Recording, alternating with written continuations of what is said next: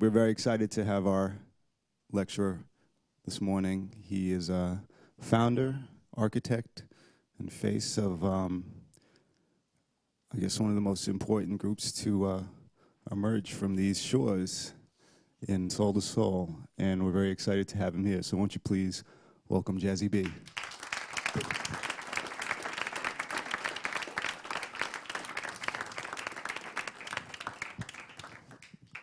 Welcome, sir. Thank you. 1, 2. Hello. Hi. Now, obviously, your reputation precedes you. However, you know how I like to do these things. I like to sort of give everybody a chance to check out something that, you know, of your choice that you want to share first before we start getting into all sorts of discussions about, you know, all sorts of crazy stuff and all sorts of interesting things and this He and said, that. she said stuff, right? Exactly, yeah. So, you have something you want to share with the people here? And Oh, as a first, greetings? yeah, I mean, first I want to thank the Academy for having me here today. I think what Red Bull's embarked on here is fantastic, and naturally the guys who put it together, pretty amazing. I was always very anti the big corporation companies, growing up during a period of time where we wasn't so familiar with the idea of brands and stuff like that. For Soul to Soul, everything we did was just about being a way of life, I guess. I was blessed growing up in the 70s, which allowed me to hear so many different types of music. I guess post the Teddy Boy era, being around to see the youth culture actually change and evolve in this country. And being, you know, the fact that my parents came from the colonies, Great Britain at the time was always the mother country. So everything that we were interested was naturally geared towards Great Britain and, you know, the streets paved with gold and that whole kind of scenario. Traditionally, my family's from Antigua, which is a very small island in the Caribbean, often described as the jewel of the Caribbean, part of the 5 islands. Incredible place, really, geographically. 365 beaches, just to start with. And you can almost jog around the whole island, if you like, you know. They say mad dog and Englishmen tend to do that with a scarf on their head. So I've seen it, and it's true. People do try it. But really, what happened to Soul could have only happened here in the UK. Some of my family obviously migrated to places like Canada, America, and some of the family, I guess through their heritage, are Portuguese. And, you know, the West went that way. So, you know, we were really lucky to end up in England. I come from a large family, and principally my whole gateway to the industry was really through my brothers, who there's a whole bunch of us. There's like 10, 11 of us, born and raised by my parents, to, you know, the same parents, as it were. So we all grew up in the same house and stuff like that. I'm the last of the boys, and I have a sister who's younger than me. But I inherited so much, you know. I think my whole upbringing was so rich in terms of our culture, etc., etc. So growing up in a household like I did, there's every room had a sound system, and some of my brothers had a huge reputation as sound men. Everyone from Mafia's Downbeat to Count Barry, Tippertone, El Rico, and sounds like that, which were all like round about the 70s. I remember in the very early ages, one of the things I used to do, I was allowed to do, was to carry the vowels for one of my brother's sound systems. So that was my real first idea of the whole music industry. I must have been about 8 or 9 at the time, because in a West Indian household, especially our one, religion was very important. And for whatever reason, they chose Christianity. I suppose it was just down to growing up in the Caribbean. But everyone had to go to church on Sunday, so we could do whatever we wanted, as well as in school. You know, you had to knuckle down as much as you could. But church was very important, and it's strange enough, those pockets of the community helped really to develop all sorts of things, whether it was the idea of family planning or, you know, just being a real rogue. We all had to go to church. And always on a Sunday, your sins were cast away at church, as anyone here in any form of religion would be able to appreciate that. So Sunday school was really interesting because coming from a large family as we did, often enough, the church hall was used for everything. The stamp collection, you know, whatever fate they were having at that particular time, christenings, parties, to any religious ceremony. And in our, I guess in our culture, music was always the next thing. So any kind of gathering was an excuse for us to have a good time. In having a good time, growing up with all my brothers with the sound systems, I had this kind of job. I used to carry, in those days, everything was analog. I used to carry the valves for my brother's sounds, these kind of large tubes that looked like light bulbs. And you was a don if your sound had a tray that would take KT88s, because those were very powerful valve during those period of time. So I had the job of carrying that. And then for the first maybe 20 minutes or so when they were signing on, I used to stand me on like a crate of like the Baby Sham or Cherry B crates. And they had a TD160 turntable, which was probably like the equivalent to a 1200 these days. And I was the one who was able to put the record or the needle on the groove, as it were. So it was a great times for me. That got me into it. Going back to the church and stuff like that, that's where we practiced our craft, as it were.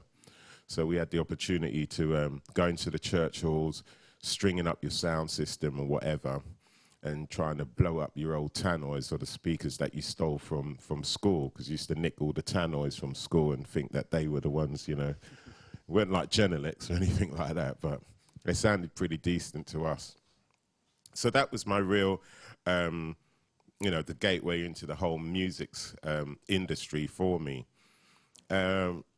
Jumping a little bit ahead of time, making music was always important for sound systems.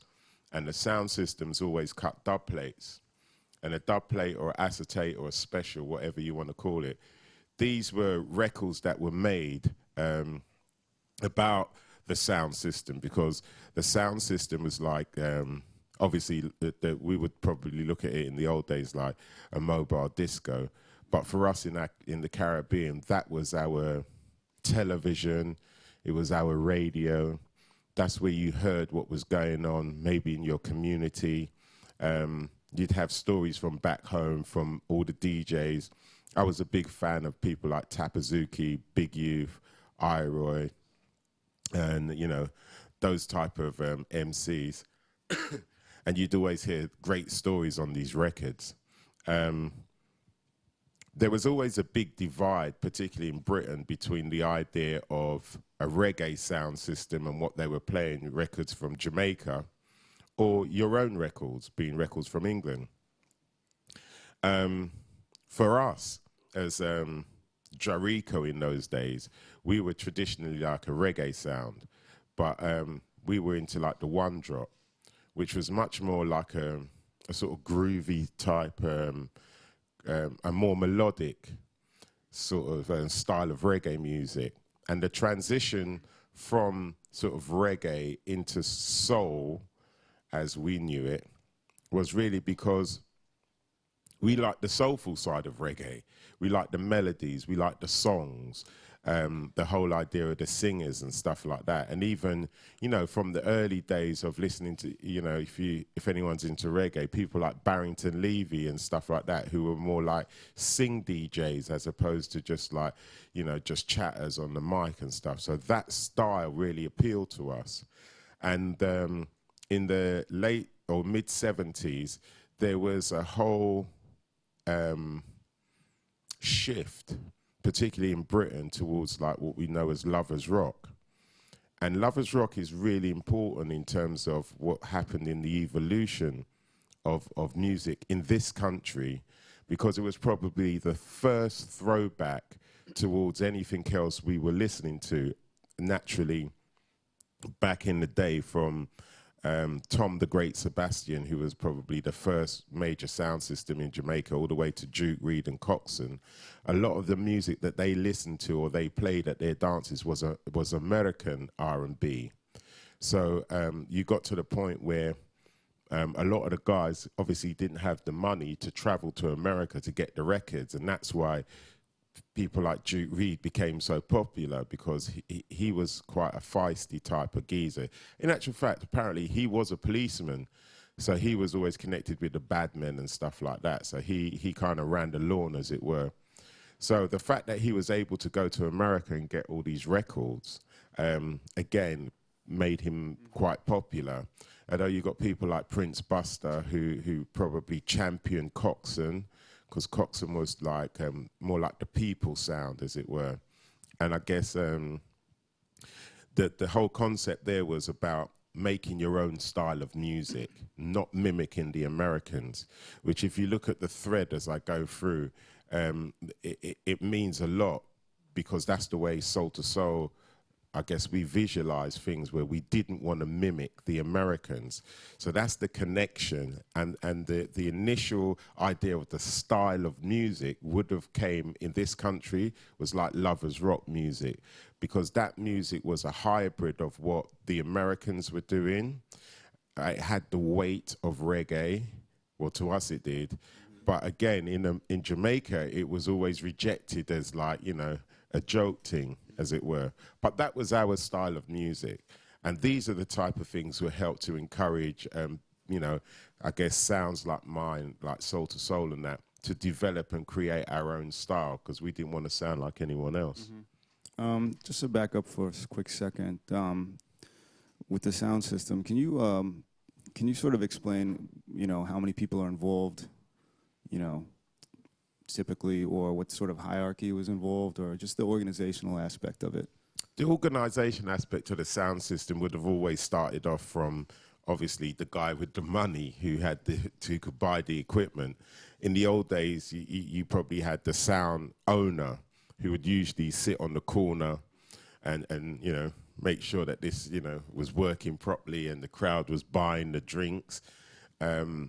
Because the traditional sort of, I guess, the concept of the sound system all started off in the old days by the rum shops that you had, or like my father owned a rum shop, and the biggest glory other than selling the rum was to have a jukebox, which would encourage people to come to the rum shop, buy the drinks, and obviously sink more drinks because they're listening to the music that they enjoyed. So that's how you can conjure up an idea of what the whole concept of the sound system was about. As we moved to obviously to Britain, I guess the same thing in Jamaica, the sound system would have consisted of the owner, somebody with technical skills, be able to string up the amplifiers and make sure everything was working correctly, the selector, which was probably as important as the sound owner. So the selector is the guy who would actually select the records.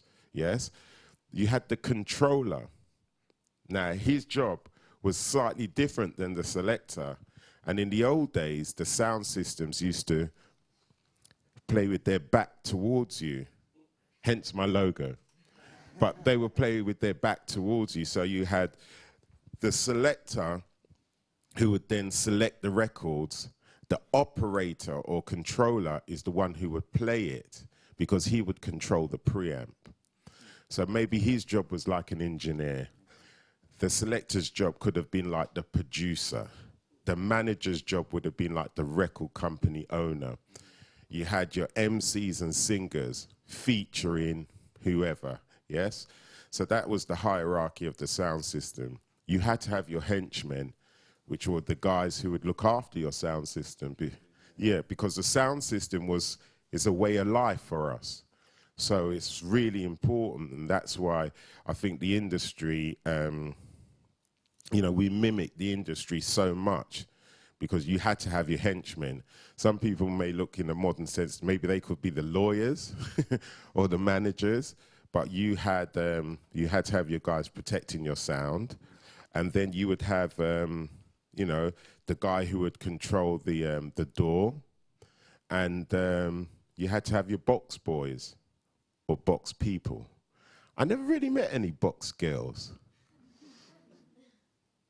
Yeah, there was a lot of testosterone in the old sound systems. There weren't very many females involved on that level, although a lot of sound systems did pick up the cute thing about directing their energies at the women, because if there was lots of women at the dance, lots of men would come and buy out the bar.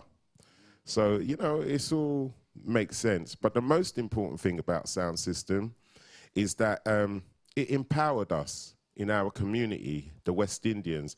That was our way of keeping our economics. And that's a very important factor.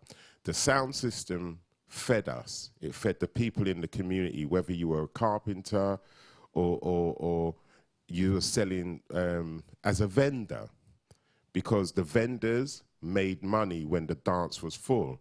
And the vendors will sell everything from Sky Juice to chewing gum to mangoes to sugar cane or whatever. And these things still go on traditionally today. And so just to remind everybody, so your brothers were all in various sounds. They all had different So sounds. they all different jobs. So this is a pretty big organization then. It's a pretty big operation. So, but this is more or less a function within the community. I mean, it's not something, even though the point is to generate revenue for, you know, this whole little area. It's when you would make money off of the dances and things like that, and what would you do? Would you reinvest it in your sound, and how would that work? Different sound systems operated in different ways. Soul to Soul took on the idea of a collective, and the collective was we reinvested our money in the sound system. That's how we believed in it, because we didn't necessarily have an owner per se, although myself and Daddae started off the sound system. We had a lot of other people come in, and as we evolved, we became victim of our own circumstances. So whatever was going on, that's what we had to do. And on the record, it says one makes a decision and the rest follow. It's a collective move rather than a dictating move. So that was the idea of that. Now you mentioned you were about to go. You were going into Lovers Rock and everything like that. So at what point do you want to elaborate any more on the importance of that, or do you want to explain like how you got into other genres of music beyond that for Soul to Soul? Well, I think that just the idea of the Lovers Rock is important because in Britain that was our first thing that we had in music to be proud of. Pre that, you had a lot of soul boys who were the A&R guys who were making bands. This is post Cy Monday,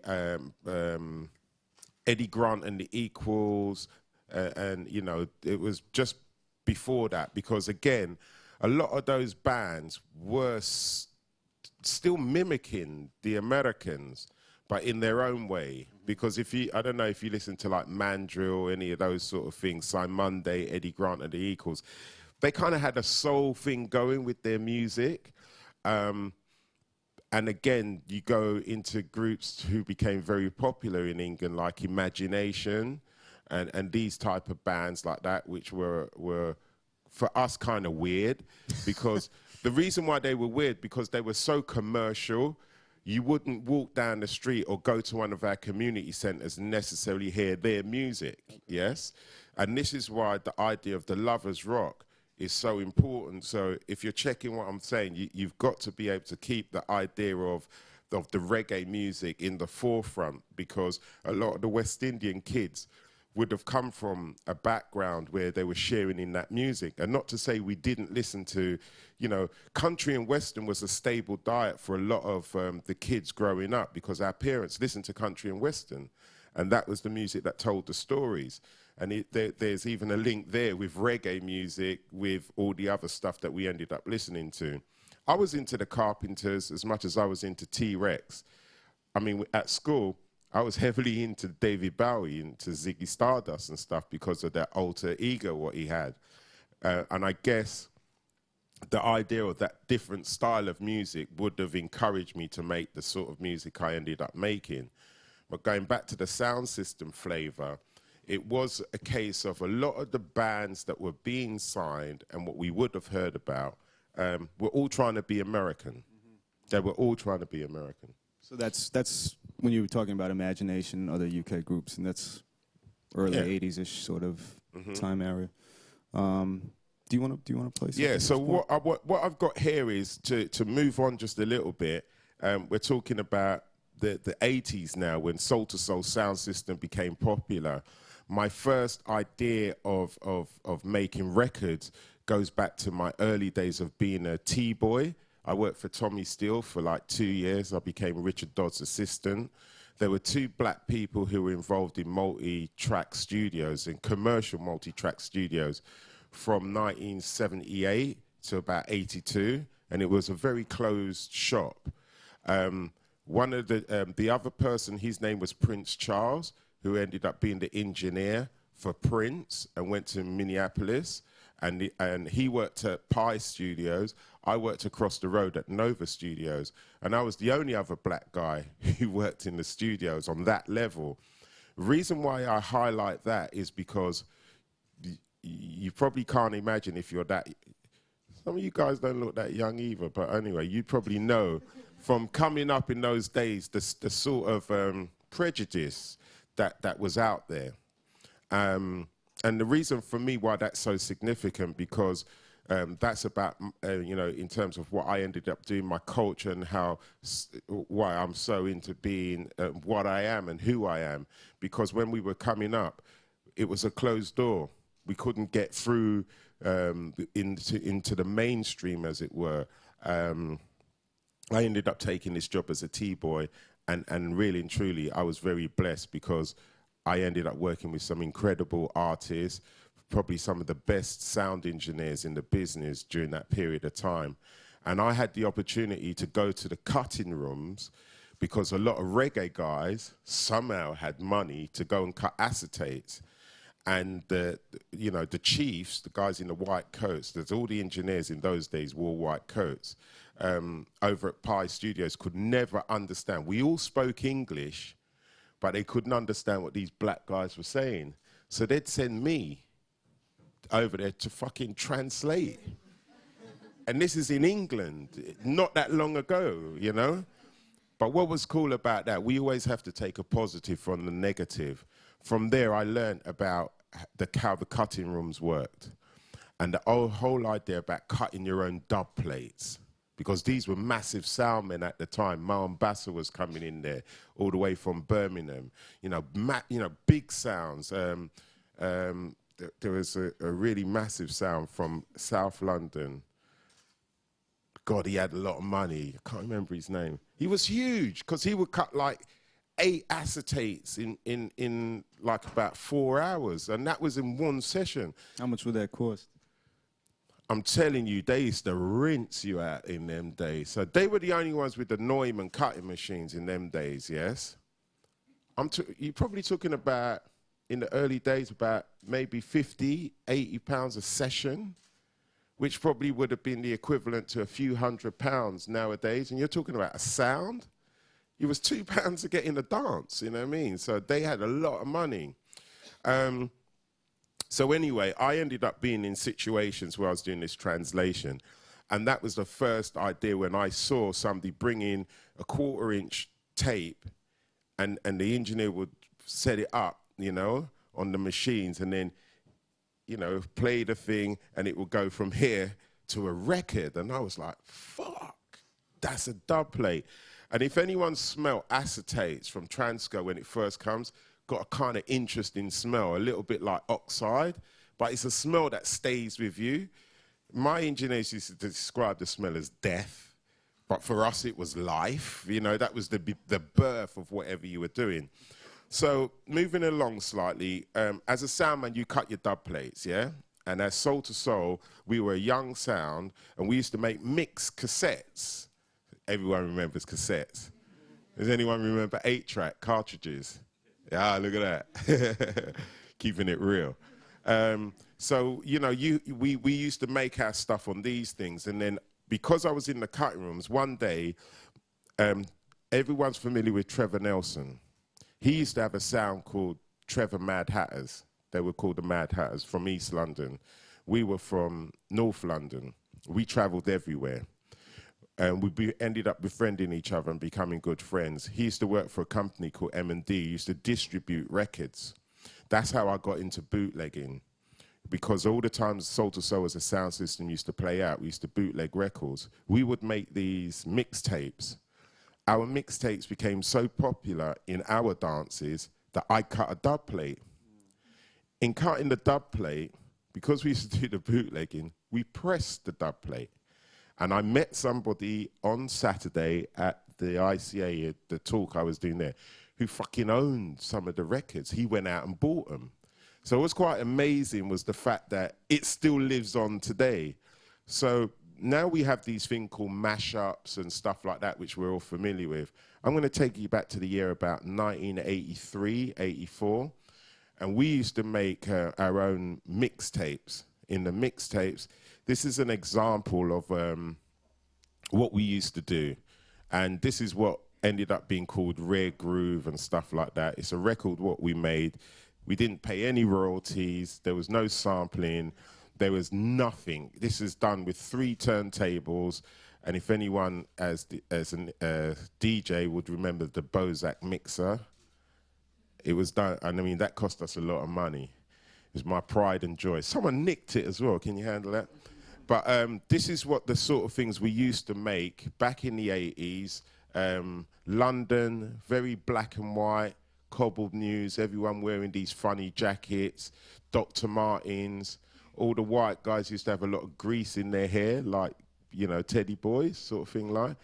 All the chicks used to try to dress like boys, and we used to wear tear-up clothes. It was interesting. It was London. And this track we ended up calling London Beats because it was all the songs that were big on the scene, our club scene, in the early 80s. So that you get the picture of what we were doing. This is just like pre-Africa Centre coming out of the warehouse parties. Heavily influenced by, obviously, American R&B. But as corny as it gets, that was all of that in a bag of chips for us in those days. And we could literally go out and the guys would play this on the sound system, and people would actually go mad because you could never obviously buy it. And one day we just had this mad idea, let's make more money. So we pressed the record, and people bought the record. And it's funny, but the bootleg of that press wound up going around. Yeah. Beyond just what you guys pressed. Exactly. So, yeah, it did actually live on quite a bit.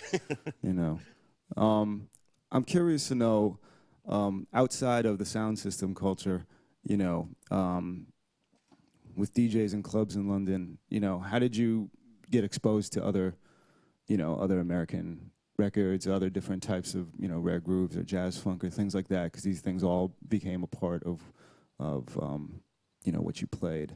Well, again, a lot of us, I think in England in particular, we hold certain things so close to us, you know, and it means so much. Digging, looking for the perfect break or particular things that people are a bit like all the rarities. It's something as a DJ in London that we all did, you know, from the early days of having pirate radio stations. The whole idea of the JB sound became very synonymous with London. We would have looked in any nook and cranny in the world. I remember going to Dallas, Texas in the early days, hearing about a warehouse there and just traveling out there aimlessly, asking a taxi driver if he'd heard about it, all the way to going to places in, you know, Flatbush, where they would have, like, you know, second-hand shops, to going down to, you know, Southend and Brighton. We always were looking for different records, and I think what's really interesting is the fact that somebody's always doing something somewhere. And in regards to the music industry, all around the world, it's very synonymous, the fact that, you know, people are just into music. I'm not even quite sure why we picked up on this style of music. I think there was a throwback to things, obviously, that our brothers and our elder siblings were listening to. You're coming through an era in the 70s as well, where, I don't know, I think there was a change in music as well. So, plus the stuff just sounded good on the systems. But I mean, before you got the chance to travel the world and everything like that, though, I mean, as far as like here in the city, you know, because I remember reading about, you know, you going to like a Friday lunchtime sort of dance and stuff like, and there was other DJs around who exposed you to stuff, you know, at a young age. So I was wondering if you could elaborate on that just a little bit. All right. So in the early days, at school, we used to go to Crackers. It's a club that was run by a gentleman called George Power, who probably our first iconic DJ growing up on the street is Paul Anderson, who was the DJ for George Power. And that was in the days when, you know, I suppose, yeah, again, mid-80s. Sorry, shit, that would have been in the, yeah, early 70s. What am I talking about? Mid-70s. Damn, it's old. So soul music, which would have been exposed from everyone from Robbie Vincent to Chris Hill. We were all a big follower of Chris Hill. And there was a whole soul fraternity going on. And again, those were the guys who were responsible for a lot of the English guys mimicking Americans. And the type of music that was played in the clubs was all this soul music, which was mixed with fusion. So that's everything from people like Herbie Hancock, you know, Stanley Clarke and people like that, Azimuth and that, mixed in with a lot of the soul things, which was more about dancing and expressing yourself. So that was always looked at being a little lightweight. So when people like myself got involved, we made it sonically a little bit more beefier, a little bit more manly, as it were.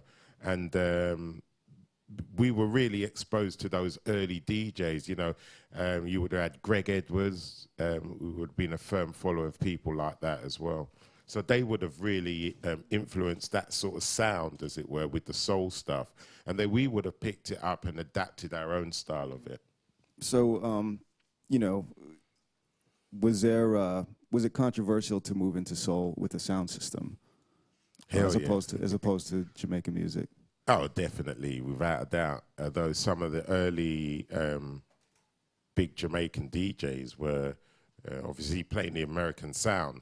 But yeah, naturally it would have been very controversial to move from a reggae sound system into a soul sound system. Just ethically, I suppose it was wrong. But we were born in Britain. So we had a different slant on everything. We were always a little bit more avant-garde, slightly more left field. So we would have taken, you know, I can even remember playing in certain dances and the other sound cursing us, you know, like, you know, we'd done something really, really odd. But if we played any more soul music, that they will kill us and the sound, you know, things like that. But that was all in the banter. They wouldn't have done anything like that, I don't think. But funny, there's a great story with that, because when I came up with the idea of the funky dread, a lot of Rastas hated the idea because they didn't understand what that was about. We came up with the idea as the funky dread because living in a Christian household, you couldn't have locks. So often enough, you'd wear your woolly hat. And we were smart enough as youths. We used to shave the sides so your mum couldn't see your locks because you always had a hat on. Believe it or not, that's how the funky dread started. And on more than one occasion, I was had a few propositions with Rasta guys who used to say, if I couldn't make up my mind whether I was a dread or a barlet, they'd do it for me. And yeah, I had a few rucks like that. And they say the cream always rises. No. But the idea of the funky dread was always to take Rasta and the whole idea of, you know, our culture uptown, and uptown meaning the fact that we grew up in Britain.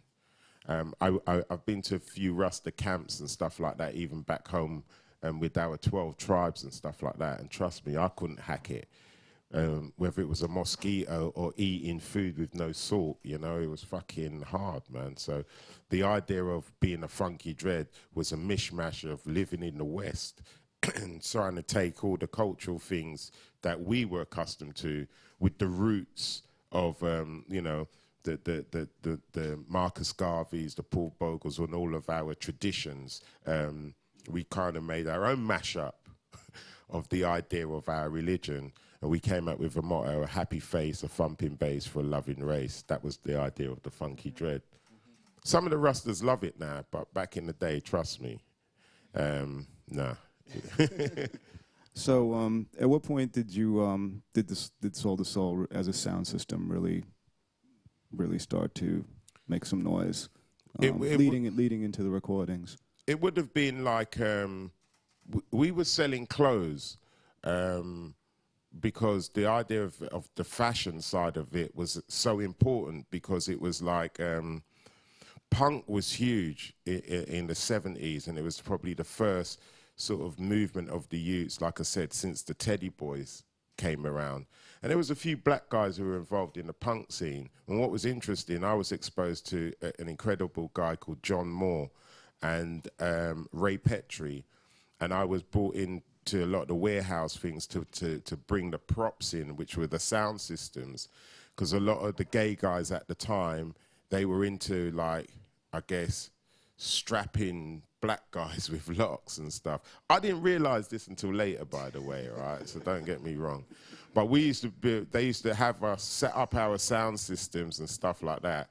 And I remember one gig in particular in it was either Curtain Road or Redcliffe Street, where we'd put all the sound system into this warehouse, and they were having a party. This is what we were led to believe. So obviously I invited my little entourage, a few dreads, and the guys used to follow Soul to Soul, early 80s, set up all the sound system, go to turn it on, and the guy said, no. We don't want you to play anything. We just want to look at, they said, we just want to look at the equipment. When are your friends coming? Weird. You know, they paid me to bring the shit in, so I didn't think nothing of it.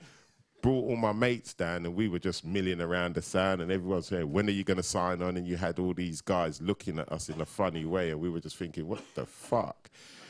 I took some shit that night, but I did take some cash too, so the boys were quite happy when we was divvying it up.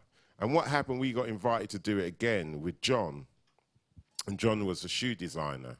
Again, I was taking leaves out of a lot of the fashion world at that time, because we were different. Soul to Soul were different. One day I got the courage just to play a record in one of these functions, and it actually added to the mood, because some of the dreads started to dance. So some of the styling. Who would have thought actually playing music on the system would you would make have the thought, party yeah. better, yeah. So, because I think by that time they had got it, because this would have been about the third party I would have done, or third function. And at that time, obviously, the guys seemed to enjoy that, and we got paid a little extra. And I'd notch up the sound just a little bit more, and then everyone get a little bit more animated and stuff like that. It was so cool. And then from there, the weird, you know, it just sort of blossomed from there. We hooked up with a lot of guys in the art world, and we just became a one. So, you know, the idea of me developing the clothes with the music really worked hand in hand. And I wasn't trying to be a designer at that time, but I was just trying to make functional wear. And the idea of the funky dread on our shirts, because the dances that we used to do were so, like, so many people would be there, the people could identify with the people that were running it. Then people wanted to buy the shirts. Then I had to go back to the guys in the warehouse to find out how would I make these shirts and manufacture them. And we ended up drawing our own sketches and making up our own T-shirts. And it was more lucrative than the music business because a T-shirt was like nothing, you know. Some things never change. No, exactly, yeah. So thank God for Maggie Thatcher. We were able to make a little thriving scene from there, and then we took it a stage further by making the whole idea of our philosophy and other people wanting to look like us with their hair shaved at the side and the locks on the top. And at what point did you set up, set up a stall in Camden, right, to sell your gear and records, and I would imagine tapes as well, right? Well, yeah, all of the stuff was going on almost at the same time of us doing these parties, because after I left the industry, knowing that I wanted to run the sound full time, we had to have a revenue coming in. So we were in the market stores in Dalston at the Waste, Angel in Islington. We had a market store there, and our biggest thing was being in Camden because it was way more avant-garde and there were so much cooler people, and it was just like the best place for us to be. We were like left field, and all different people were coming around. Plus there was a lot of music in that area too. We started off with a market store, then we had another stall across the road in the stables, and then we were offered a shop, a concession in the shop, and then we must have run everyone out of the shop because we ended up being the only ones in it. And then the guys gave us the lease for the shop, and as they say, the rest is history. So I guess let's talk about how you got into the actual recording. Although I guess the parties is just a natural extension of the parties being so huge. Absolutely. Now, and I did also read a story. I guess maybe this is quite famous, of one of the parties being so packed that there was enough people outside where you actually had to do something a little creative. Can you talk about that a little bit? The dances that we used to have were really popular, and one of the spots was the Africa Centre in Covent Garden. And it wasn't a very big venue, but there were so many people who'd want to come and see what was going on, particularly on bank holiday weekends. And there were, on more than one occasion, it was so ram in there and the vibes were so nice that I asked the people who were inside, who had already paid their money, if they would mind leaving early so that the other people outside could come in. And they fucking did it. Like, half of the club left and allowed the other people to come in. I kind of feel bad about it because we charged them, but it was, it was that weird at the time. Could you imagine now saying to anybody, you already paid your money, you've only been in there for 2 hours, can you leave and let someone else in? You'd want a refund, right? Nah. They didn't want a refund. And this started to become the norm on a bank holiday when we were at the AC. And I think things like that, where I talk about, when the sound system had the backs to the crowd, Soul to Soul became inclusive. So this is why ideas like this could work. We were a people sound. So a lot of the things, we were looking at the audience and, meeting their needs. So, particularly if there were a lot of guys who were dancing on that particular week, we would play what we call fling foot, where we play more music that people could dance to. If the dance was really packed and tight, we would just play like what we call the champion tunes, what people would, whatever. If there were times where it was a mix of the two, that's when we would break tracks. So we would break whatever the tune was that we wanted to, that we had too many pressings of. So we'd play that like 4 times in the night, and then people would come and want to buy it and stuff like that. So, there was ways of us doing things, but those stories are really real, people coming to the dance, losing stuff in the dance, and I'd announce it on the microphone, and 10 minutes later, your laptop was back. People would lose. We used to have these little Walkmans. They were a popular thing in those days, like, I guess, MP3s, and people would just put them down, and then somebody would lose it, and then they'd say, oh, we've lost somebody's stolen our tape machine or whatever. You'd announce it on the mic. 10 minutes later, it would be there. And for me, in the early days, that's the whole idea of the inclusiveness and the kind of vibes what people had, and that's how new it was to us. So we were very much a community that was, let's say, looking out for each other, but very interested in that sort of philosophy where it was a bit hippie idea, but again, we were being very enterprising too.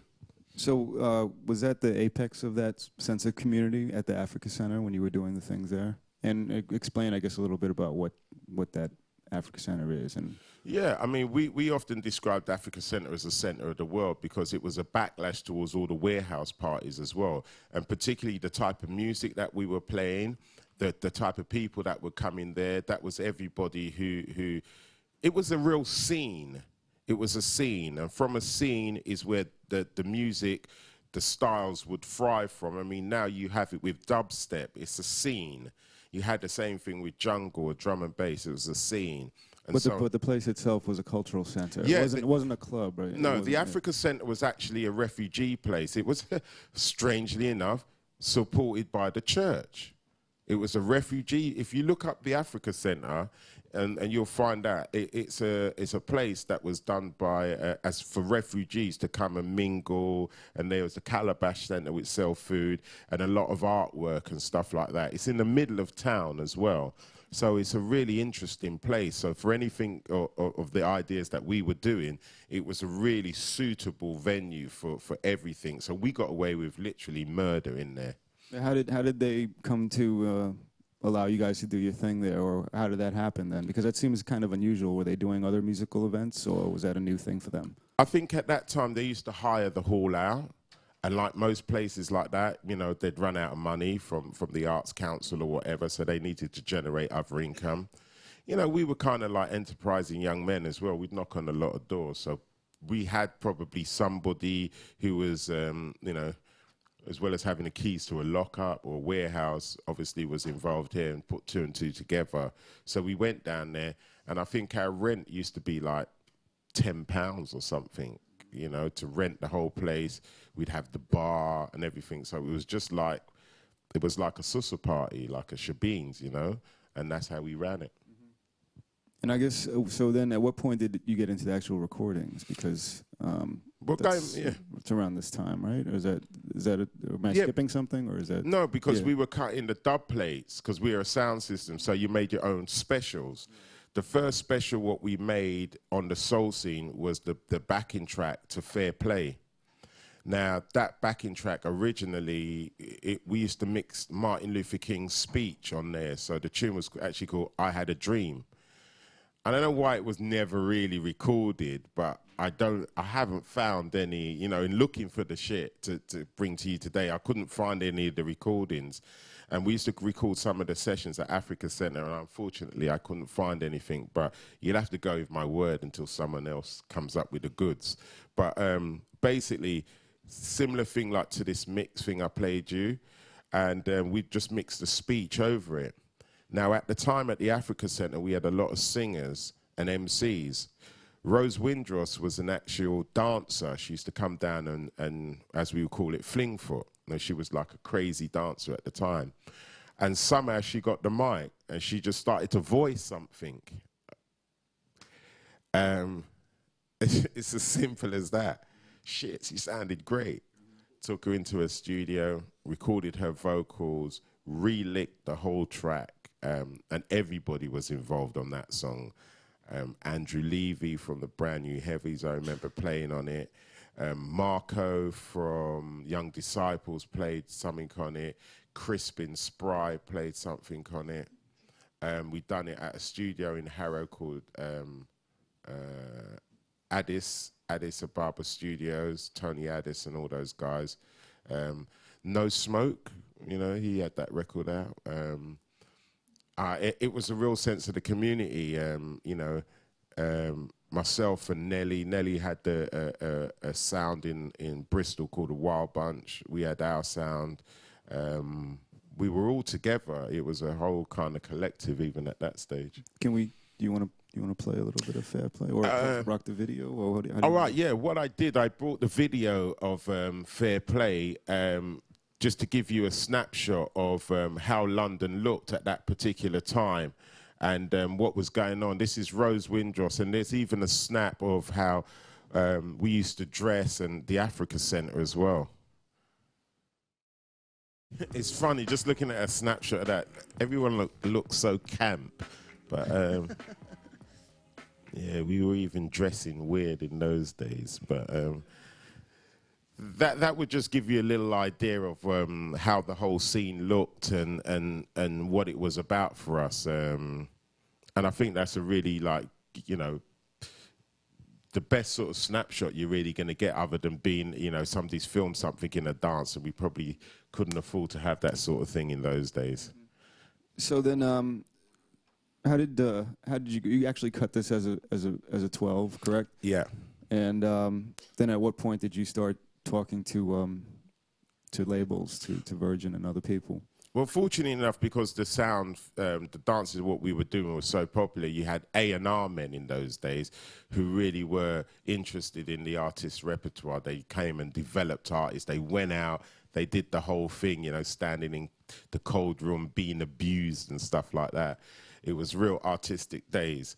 And both Island, which was Fourth and Broadway, Julian Palmer came down, and Virgin, which was 10 Records, Mick Clark came down and was following us around in the clubs and seeing what we were doing. Again, we weren't like a band, which was quite unusual. We were a collective. We were, and we were all into sound and being a DJ. And this is what the difference was from looking at a Soul to Soul than it was maybe a group like Imagination or something like that, because we'd been together for so long. But they came down and made us various offers. I ended up going with Virgin, because Virgin had an album, a collection of albums called the Frontline Series, and they cost 99 pence. And I thought, oh, we're on the same wavelength, you know? You know, it's sort of like the way that they were doing business at Virgin was quite enterprising. Island had a group, like at the time, Steel Pulse and Aswad, so obviously I was really heavily into those guys. And Virgin had a group called Loose Ends, and they had another band called Eye Level. And there was something that was drawing us more to, you know, the Virgin being, maybe the idea of them being virgins, I don't know, but there was something weird about why we went with them. But I can just narrow it down to, they had a series of records called Frontline albums. They cost 99 pence, and all my friends had this record. There you go. We decided to go with Virgin. And later on, believe it or not, I ended up signing a deal with Island, so we ended up getting the best of both worlds, which was quite cool. So you could do the single, you signed with Virgin. How long did it take to record the album? We had the singles already. Singles were... We had recorded them. Oh, really? Yeah. Okay. And that's another thing what they liked, because we handed everything on the silver plate. The next step was the idea of marketing and sort of getting us out there.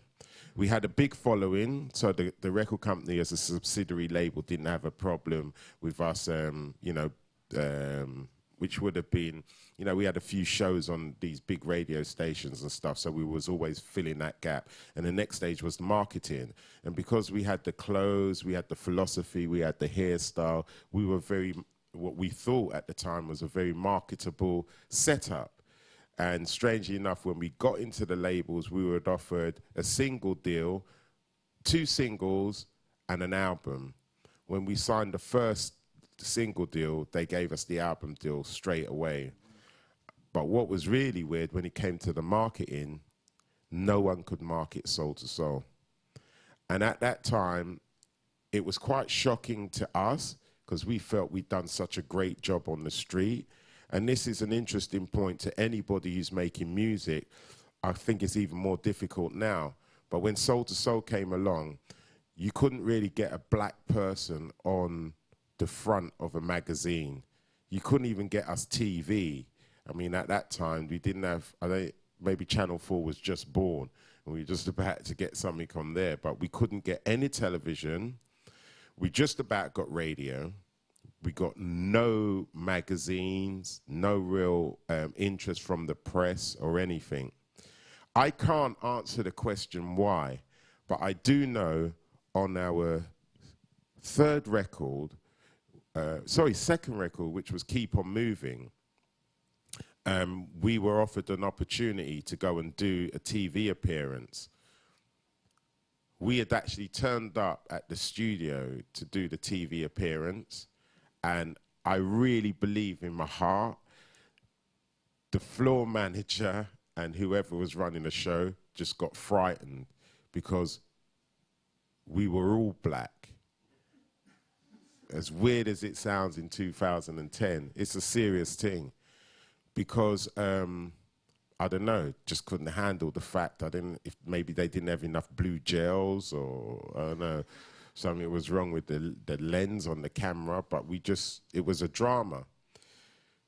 We ended up, I guess we ended up leaving that TV slot.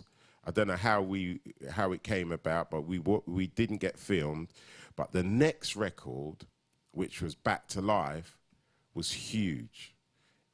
The record had broken before the record company knew it had broken, and that was because, as we would say in our language, we had the fever on the street. And at that time, the shops were doing very well.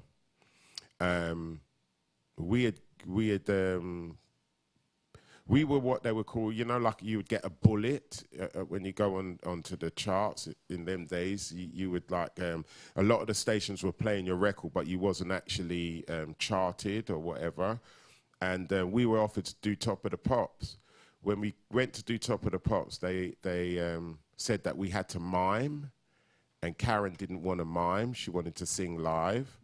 And we ended up actually having an argument. And they said, like, you either mime or don't do the show. We didn't do the show. 2 weeks later, the song was #1. It was the fucking best ever. I said something on Saturday about when you're making records and you're an artist, and sometimes it's the mistakes that count. Don't be afraid.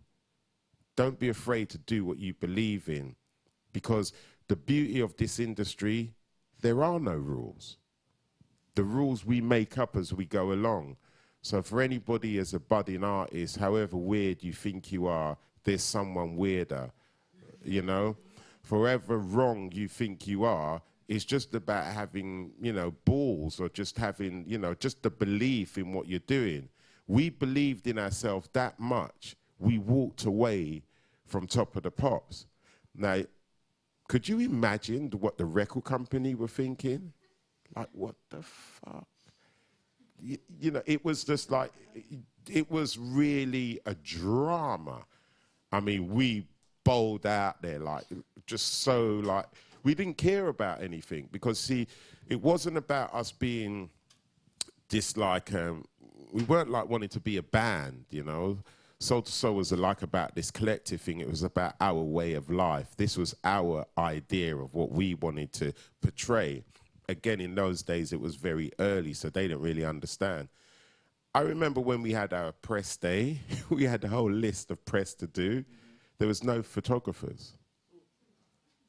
We couldn't, the A&R lady, Jane, she ended up leaving the business. She's gone to make jam. But she used to be like the press officer, and she couldn't get any, they wouldn't take any photos of Soul to Soul. And then we just found out a little bit later on from one of the interns who's now still in the business, is that they felt that we were too intimidating, and if they put our pictures on the front cover of Smash Hits at the time or any of the magazines, they wouldn't sell any. I mean, Melody Maker thought we sucked. They were called Melody Maker at that time. The only real things we had was like this fantastic guy who runs DMC, Tony Prince. I guess because he was coming from a club sort of scenario, he ended up championing what we were doing, and our first award was actually from people like that. So we were very club orientated anyway. But when it came to the mainstream, no love whatsoever. That's kind of shocking to think about, though. You know, in addition to just, you know, on a basic level, but because you know, your message was so positive and kind of life affirming that you wouldn't think it would be threatening at all. It's Well, not like, you know, it's not like you were you know, like some sort of super intimidating we weren't hip-hop punk crew or anything rockers, like you know that. what I mean? Yeah. We weren't even punk rockers. But they so weren't having us at all. But you know, my mum used to say, what doesn't kill will fatten. And trust me, it just made us more hardened, and way more hardened. And it was even better for us when we ended up in America, because there you had a clear cut of black and white. When we came out in America, you were black. You weren't R&B, you weren't urban, you weren't none of those things, you were black. And when we went to the black side of our record label, they dismissed us as being punks. It's a true story. Sharon Haywood, she's a good friend of mine now. When Soul II Soul came up on the list, the only reason why they took notice is because you can't count New York as America, right? So if you take that out of the equation, I mean, we were mashing up New York. I mean, from the records that we were selling, and this guy called Bobby Condors was an intern at WBLS. He worked the Frankie Crocker show. In those days, there was a lot of payola, you know, brown envelope, a few pounds of cocaine. It was all good. Heady days.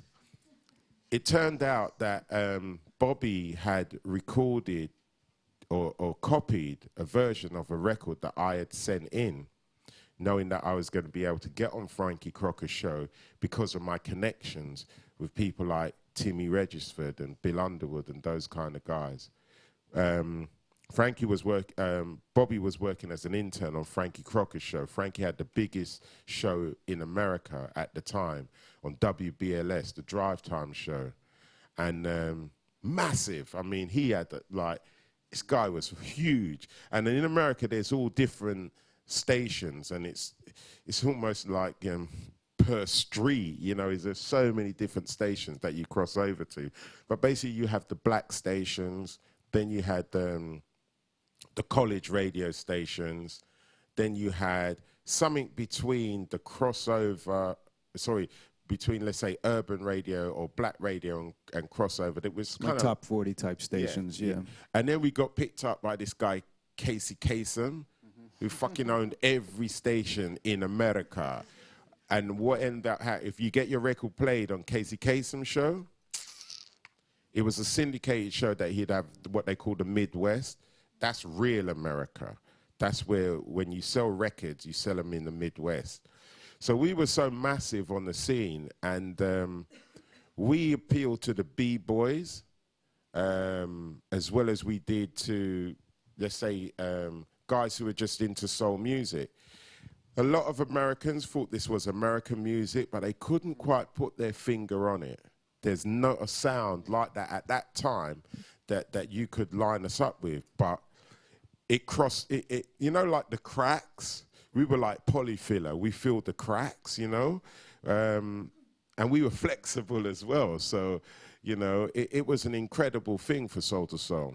But when we went there, you had these little curtains.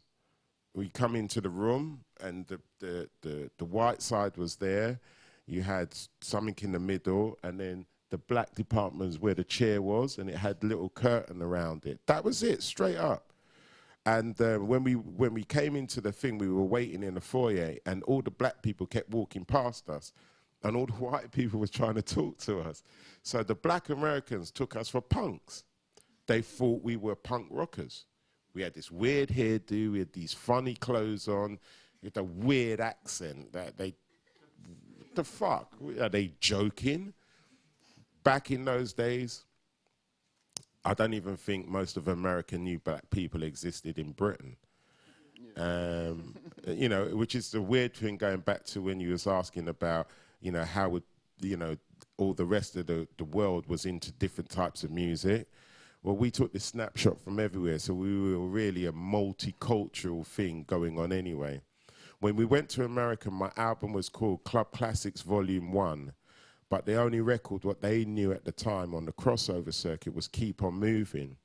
The record was such a phenomenon because of what Bobby Condas had taken an 8-track cartridge copy of my record to DJ Red Alert, who was big on a station called Kiss. He was like the gospel and the Bible of the whole electro world at that time. Red played the tune 20 minutes after Frankie Crocker. An American would say, forget about it. It was done. For one day, we had conquered America on a Friday night from Frankie Crocker's show up until, I think, 8 o'clock. And then he had played the record coming out of his show. Bobby Condas took the cartridge to Kiss. Red played it. Boom. It was done. Bobby could have gotten in trouble for that. I think Bobby did get in trouble for it. Yeah, I think he did. And I've mentioned that all the time because even when I met him as a youth, he was like he was like a rude boy, you know, he was just different. So even in those days, so we had picked up the drive time, the ladies in the bath and the people who were supporting the music, as well as all the B-boys who were listening to Red Alert. Can you want to just throw on a little bit of Keep On Moving just to give a... okay. You have a piece of it here, right? Okay, yes, I do. Just to sort of illustrate a couple of different things. This is Keep... Actually, that's... Well, that... Let's go... Oh, 5. One more, here we go. So this is the big record at the time and probably the thing that broke it for Soul to Soul back in... It was actually 88 I was rocking this, so... I'll tell you what's really interesting about that, just now playing London beats earlier on, you can kind of get the connection, right? So with the groove and the whole idea, the crustiness, how far we were forcing that oxide to reproduce without really distorting, and then all the other shit you put on the top of it to make it sound really... Oh, sounded all right. I mean, I was in New York when these records broke, and it's really, you can't really understate the sort of impact that this had.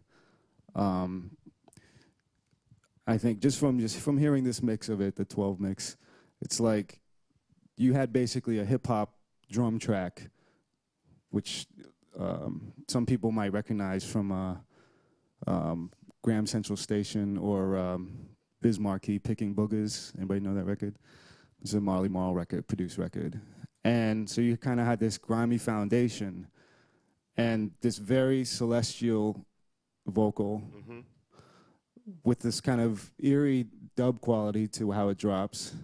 And then this just really beautiful melodic thing happening and these strings. I think the strings was one of the things that really made these productions unique. So you had this very, very grimy bottom, but then married with something extremely sophisticated, because at the time, U.S. R&B was more or less Teddy Riley's game. That's right. If you remember with Teddy Riley, with the New Jack Swing stuff. And you compare New Jack Swing to this sound, circa 80, I guess 88, 89. New Jack Swing is very aggressive. It's like, very kind of nervous sounding. But that was the dominant sound. We had never really heard something like this. So I think that's also why it crossed over and made such an impact. That's why you could play this record on daytime radio. But then you could play these records on a mix show because they had that hip-hop foundation.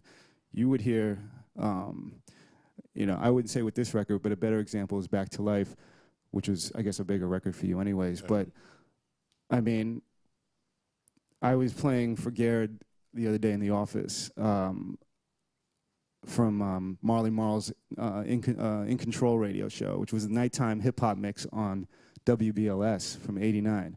And that's when Pete Rock first got his break, was as a DJ on that show. And he would just myrtleize Back to Life, just cutting it for 11 minutes straight, isolating the breaks, because it was like a hip-hop record. But it was, this other thing as well that we had never heard before. So I don't know, I just wanted to interject that. But I'm curious to know, with Back to Life, because that was a huge record, on the album, it's almost an interlude, and then it was transformed into this whole other thing. And I also want you to mention some of the people who were in the studio working with you on these things, because, you know, obviously they're an important part of the mix. Like, how did these things get to the point where we hear them now? Who was doing what? Where did these strings come from? All this sort of stuff, you know, before we leave this chapter of this, your initial huge success.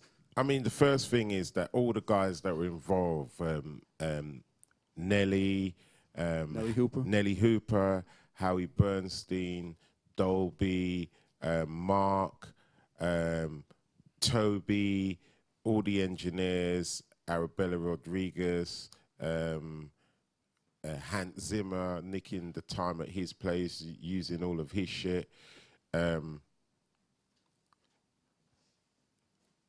With myself and Nelly, obviously coming from a DJ's background, and Nelly was he was into punk and stuff like that. So I was always into the soul side and hip hop or electro, and they were like this sort of like punk electro.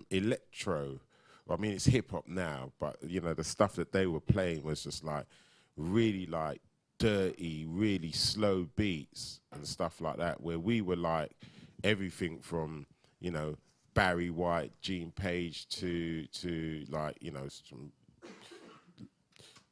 I suppose it's like there was the grime and the sophistication and the marriage between the two.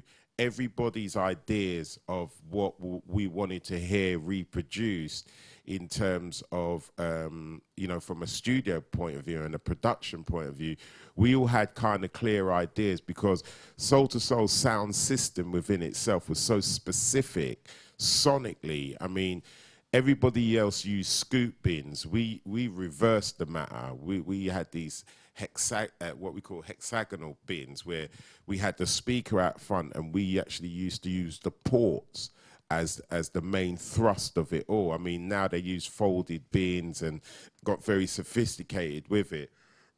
But we always wanted our sound system playing soul music to sound like a reggae downbeat sound system. And we were all into that. And then it was like embellishing with the different ideas. I love strings and stuff like that. I was always into that style of thing. And people like Howie and those guys, they were all into guitars. I fucking hated guitars because I'd been engineering with, you know, rock groups and stuff. It'd do my head in, do you know what I mean? All them guitars.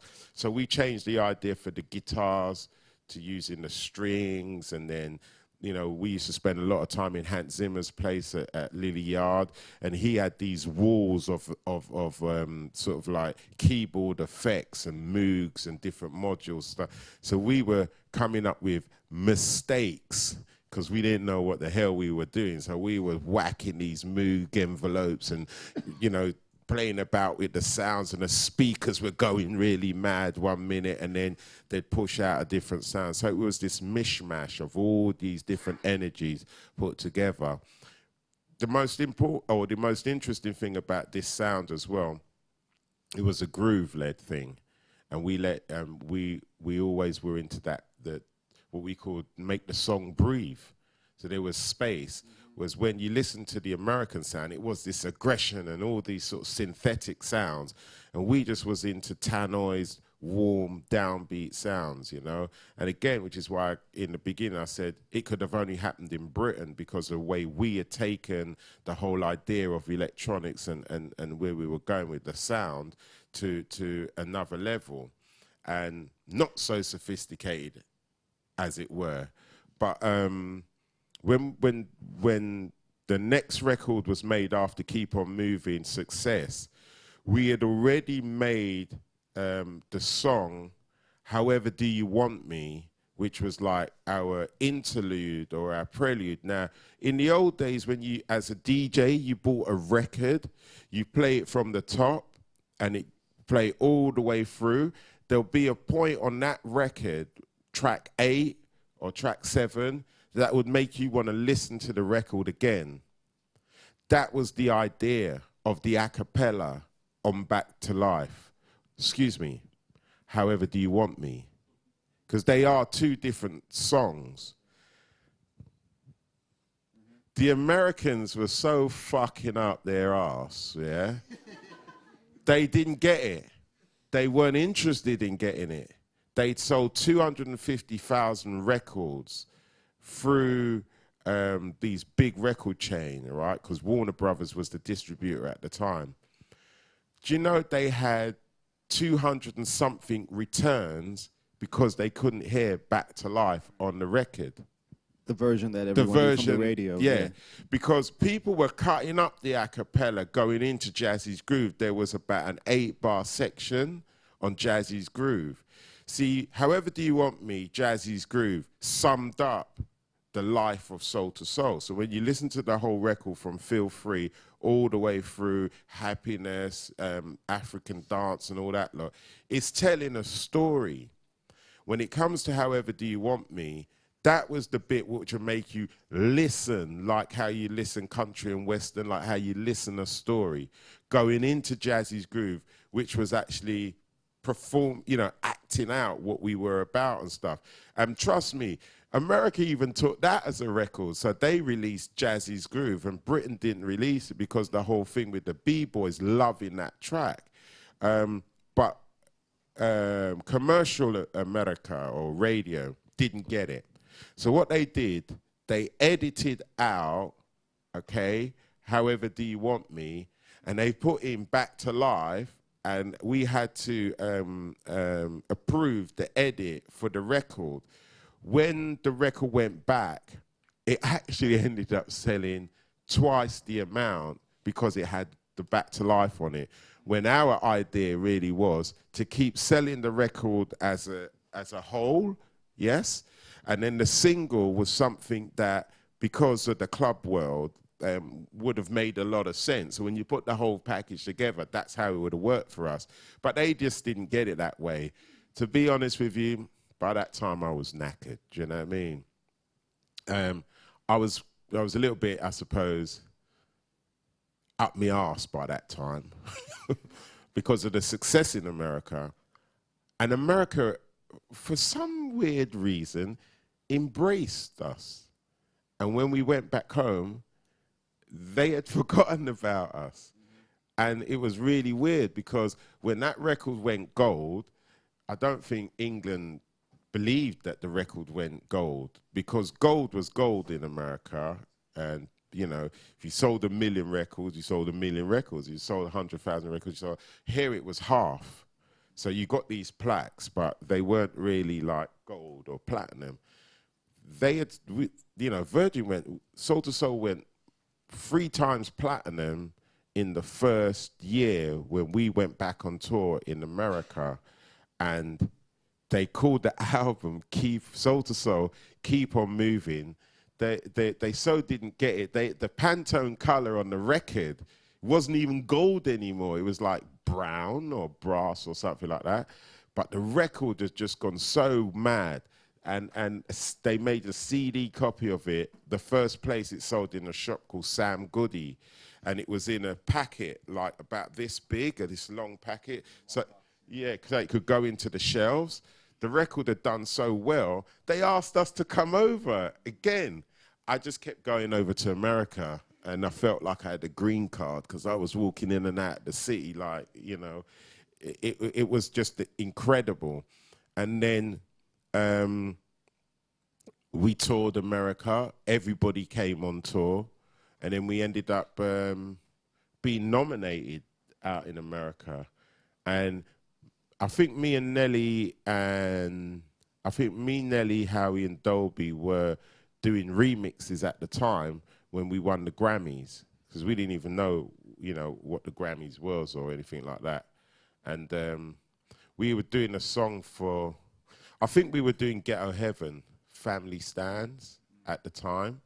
And we heard about the Grammys and stuff like that. So it was kind of interesting because we were never there at the highlight, so we never got the impact of what was going on. So we were like, sort of like, we didn't really know what was going on there, and we were so busy doing our own little thing here with the additional productions It was quite weird at the time, but the way it was embraced in America really had a lasting effect. I suppose the fact that I'm here talking to you about it today, near 20-something years later, so it was kind of cool. So just to clarify, then the Back to Life, the album version and the single version were just entirely different things in your mind, basically. Because in the States, it was marketed as this is a remix to Back to Life, and that's the song that ended up being the one that everybody ended up hearing, and that's why you had to put it on the CD. There you go. Mistakes. Yeah. Shit happens. You get all this success and accolades and everything. You know, what ended up happening at that point with you and the folks you were working with in the collective? Well, Soul to Soul was always about a collective. We always looked at ourselves like a aeroplane going from one place to another with all the passengers. So that's everybody from the artists to the producers, even to writers and stuff like that. And at the time when Soul to Soul came along, quote unquote, none of us was famous, as we know as to being fame. But in our own right, like on the street or wherever we were rolling, we were like the dons. And then we had this great opportunity and just became the victim of circumstances. And it you know, it was a great trip and a great journey for everyone, from people like myself to people like, you know, Howie Bernstein now, obviously Nelly Hooper, a lot of the engineers, which I know a lot of the guys, Eugene, Arabella and people like that have come out of the music industry for whatever reason, to photographers. And you might think, what's that got to do with it? It was a major part of the marketing and having that third eye about capturing various ideas. Our videos were always deemed to be groundbreaking as well, because of the way, I guess, we were so avant-garde with our style and stuff like that. Some of our stylists have gone on to do incredible things. I mean, Pat McGrath, she was our stylist on all the early stuff that we were doing. Monty and those guys who call Big TV, I think they went on to shoot movies and stuff like that. Even taking it down a peg or two, even in the club world, Judge Jules was a DJ who used to play on the sound. He had, they were guys from St. Martin's Fashion School, and them guys were playing some wrong music at the time. But they used to play on the set as well, you know. Trevor Nelson, you know, so many of the guys who have now become household names. That the concept of what we were doing in London at that time was just such a great platform for all of us. So, you know, Soul to Soul as an organization have a lot to kind of answer for, as it were, but it really was the window or for all of the great things that happened in the arts on that particular level. And again, a lot of the A&R guys came and done pretty good out of it too. What kind of pressure did you feel to follow up that first album with so much success? And there were some personnel shifts as well. Can you speak about that a little bit? Yeah, I mean, the personnel shifts and the pressure and everything, again, you're a victim of your circumstances. We didn't go out there with an agenda. Nobody was chained to one another. It was a great opportunity for anyone, trust me. Even some of the bad boys, them that was around us, got to be major bouncers at the time or whatever. But Karen, at the early days, Karen Wheeler at the early days of Soul to Soul, she was a singer in her own right. I mean, I was following her in the Lovers Rock era. Wow, there's so many holes in my shit today, but you can fill the dots in. But Karen Wheeler was like she was a reggae artist within herself, Black Harmony, 15, 16, 17, the whole Lovers Rock scene. And again, that music I played as a DJ. When Karen hooked up with me, the first song she sang was a song called Feel Free, which was actually Soul to Soul's first single. And she had sung more or less 90% of the song. But she was so anti the business at the time that, you know, let the record know that Karen was a librarian when she done that session for Soul to Soul. Okay, so when Karen started with Soul to Soul, we picked her up from a fucking library, okay, because she was so sick of the business and how she was treated at that stage. The big tune, I think Soul to Soul's biggest tune, which was Keep On Moving rather than Back to Life, but Keep On Moving, Karen hated the vocals. We argued about that. Like, we had proper near fisticuffs about that being the vocal. Some 11 years later, I met Jimmy Jam and Terry Lewis, who were my idols, and Terry pulled me aside and he said, out of all the vocals that Karen has ever done, that's her best vocal. Mistakes, you get me? In the business, there's no rules. So we make this thing up as we go along. But, it was confirmed a lot later that, what she had done vocally on that, I mean, she wasn't happy with. And then years later, it will come from somebody like Jimmy Jam and Terry Lewis to turn around and say to me, like,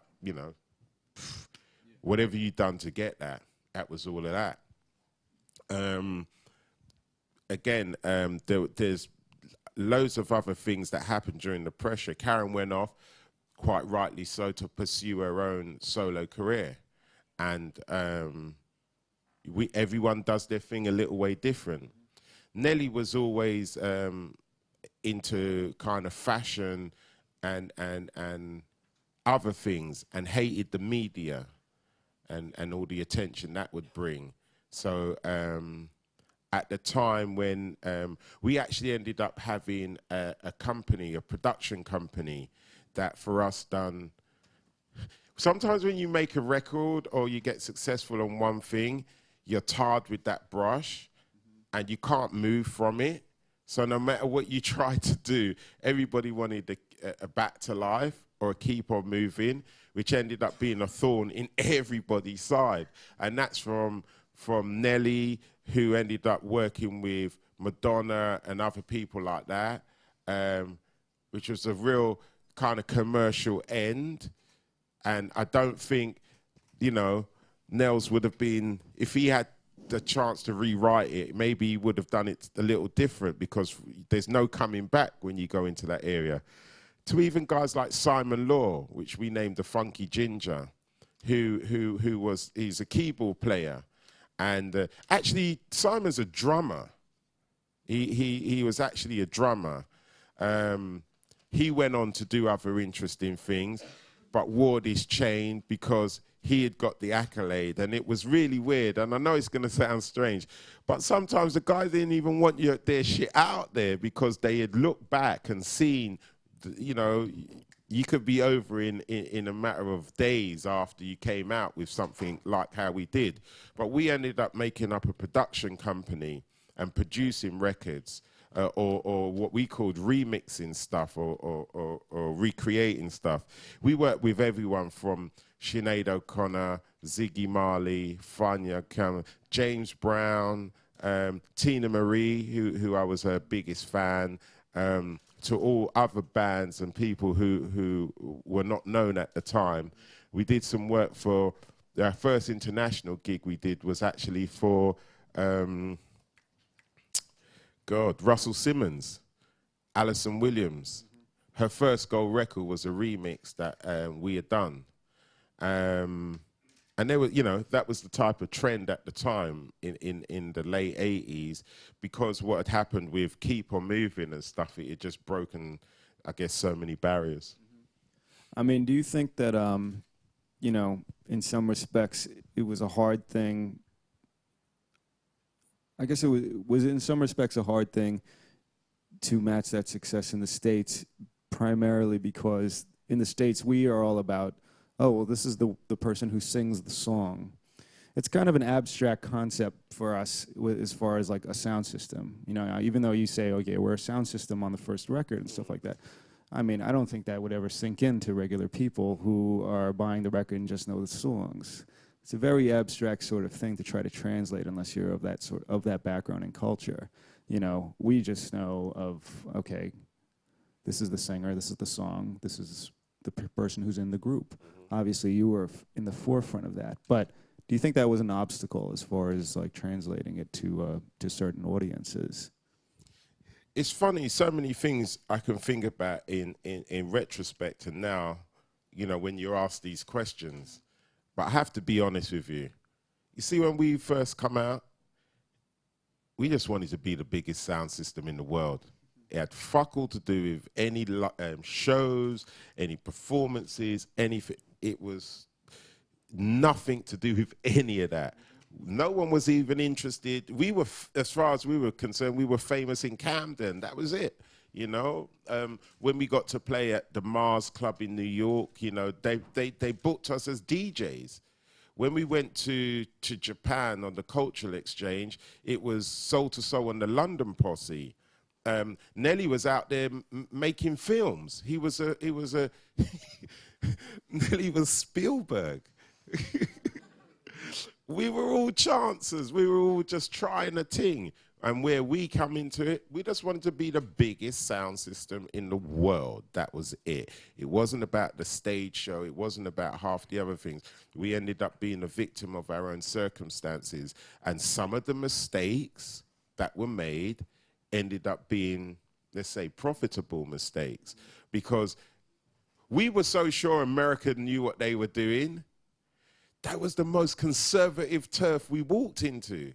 Even in Japan, it was way more like, you know, they were much more freestyling and a bit more open. When we went to America, you had to walk down that line, you had to do this. It was nothing like how we anticipated it. So it had its pluses, but for us as a collective, it was a pure negative one.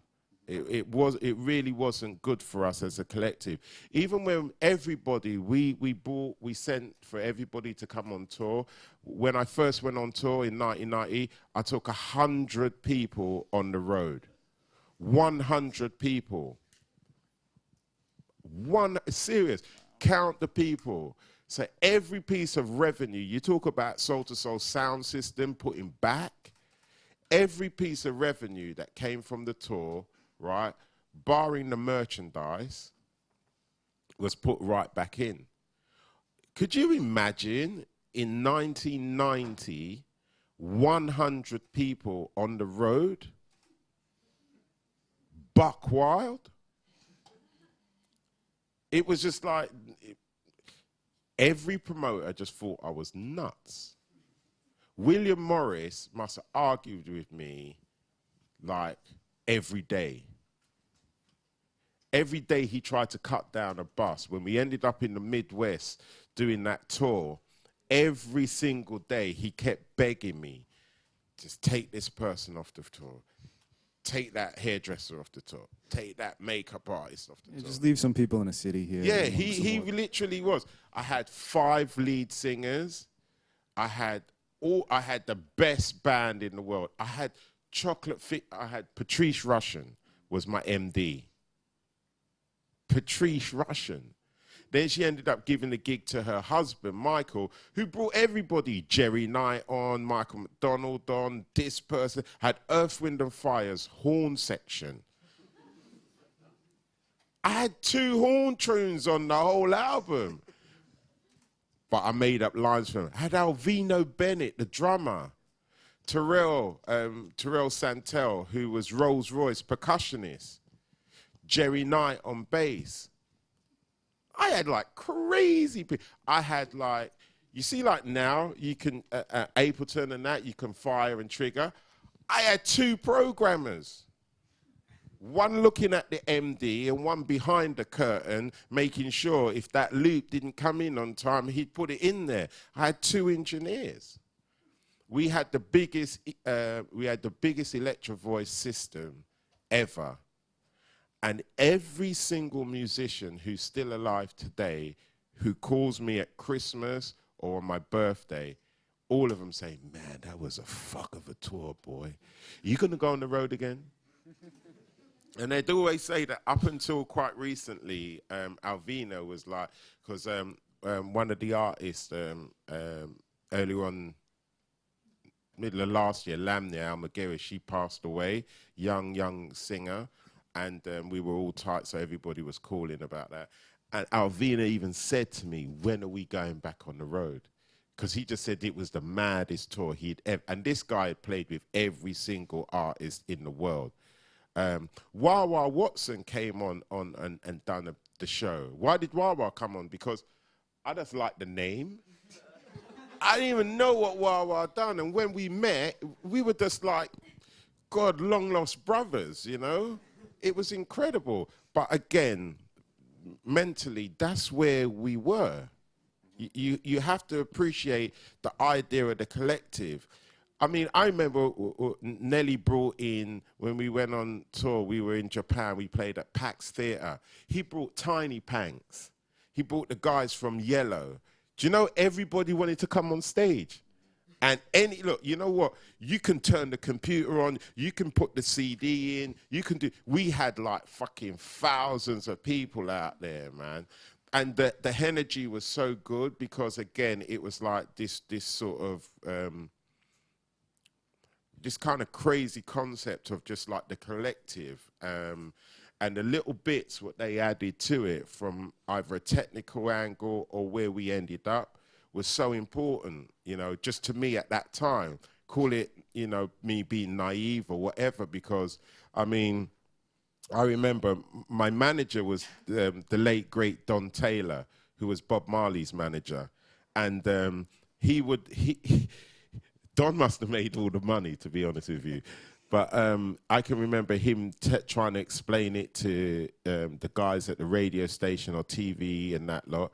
And they used to just look at him like, the boy's mad. Mm-hmm. And then when I got an honor from the National Advancement of Colored People, and in one of the ceremonies, they used to say, like, you know, like they sort of said it like I was this prophet bringing all these kind of people together and shit like that. And it was a really weird thing because, one, I didn't know about the NAACP, I hadn't a clue. But it wasn't about the music. Mm-hmm. It was about the philosophy, and it was about our culture. And there was Gary Bird. Mm-hmm. He's, Nelson George. He had explained it as being like maybe a throwback to where we were, you know, as a movement. And he kind of like came up with this idea of that Soul to Soul's ideology based upon my motto, which was the happy face, a thumping bass for a loving race. And the fact that the movement was kind of part of our transient move, being in, like you said, the thing about the Caribbean heritage, being in Britain, and now we send that message to America. Because if I was in Flatbush or somewhere like that with a heavy population of Caribbean people, they all got it. They all understood it. But as soon as we went to Manhattan or the Midwest, well, you know, they didn't understand it. But we were still honored by these people. And the cool connection there was the fact that, you know, the idea of our coming together as a sound system, like you just pointed out, America really wasn't ready for that kind of idea. But now when you look at how America does things, I feel quite proud looking back, because we ended up doing things like featuring artists, which again made a difference in terms of the acts being signed. The whole way where the cross-collateralization of even producers and friends that would add to the theory of what's going on. Look at those labels now, particularly in black music in America. The whole thing about there being no rules and so many ideas end up kind of being mistakes and stuff like that. It's all kind of inseparably linked with what's actually going on with the business. I want to ask you, because the philosophy and the lifestyle is so positive and so optimistic about things, but you know, we've had, I think primarily most of the lectures we've had in, you know, have been quite honest and revealing about times when they, you know, felt really, really pretty bad. You know, obviously things are, you know, you're doing your compilations, you're DJing, you've had all of your accolades and everything like that. But I wonder, you know, was there a point when things were particularly depressing for you, you know, in light of dealing with sort of the ups and downs of the industry? I think the most depressing time in the industry was when there was a change. This was nothing to do with the music. This was getting involved in the business. I rode a long wave. I ran Motown in this country. I had my own label. I'd done something which was really weird in the business. I bought back my rights from EMI. I kind of saved all my gyros and bought back my shit, you know? And the reason why is because there was a point in the industry where I wasn't going to change it. I don't know if I set out to change it, but my most depressing time was when I had what I think done the right thing, which I tried to make a setup for us. I wanted us to be recognized. I wanted British music to be recognized. I didn't start out to do this, yeah, but my idea was we want to be the biggest sound system in the world, and because we're taking little bits of everything, we were a hybrid of what the industry was. I think at that time was the most depressing time, which had to be where we had banked, you know, we had like, everybody ended up doing their own thing. Karen got signed for the 7th time. Nels had this crazy deal.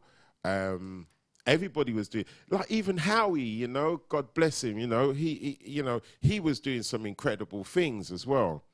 So I actually approached Virgin on the idea where I wanted to kind of build, and don't get me wrong, I kind of wanted to do what you guys are doing here. And I thought it was important for me because we had the community was involved in all the things that we did. We had got to the point where we had the #1 single, we had the #1 album, we had done all these things. I mean, fuck me, I even got Grammys. All of us got Grammys.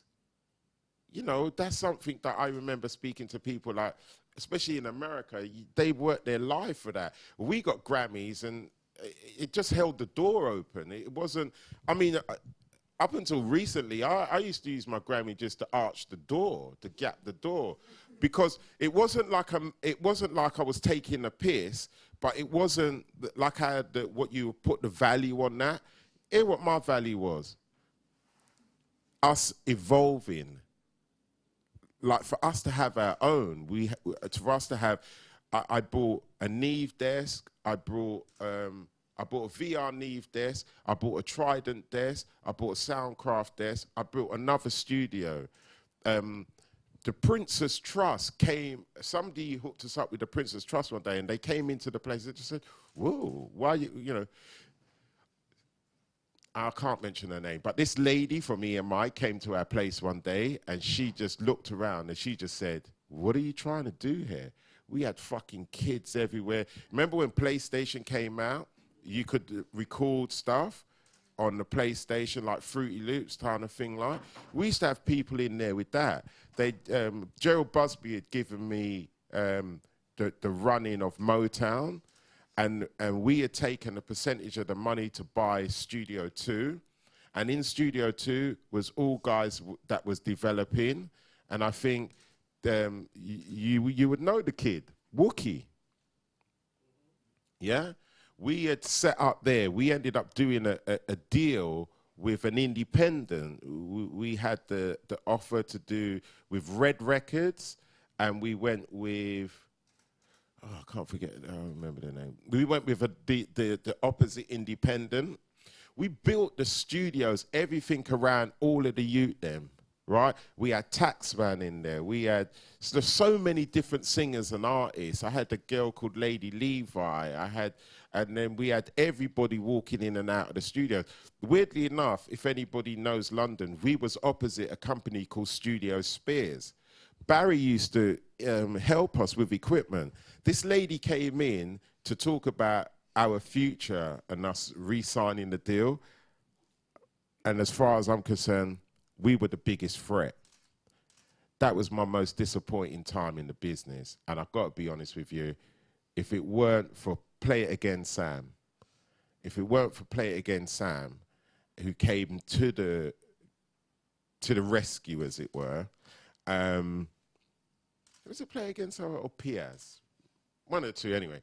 One of them guys coming to the rescue that enabled us to build the production suite and give the guys that we were signing like money to do whatever they wanted to do without rinsing out the publishing.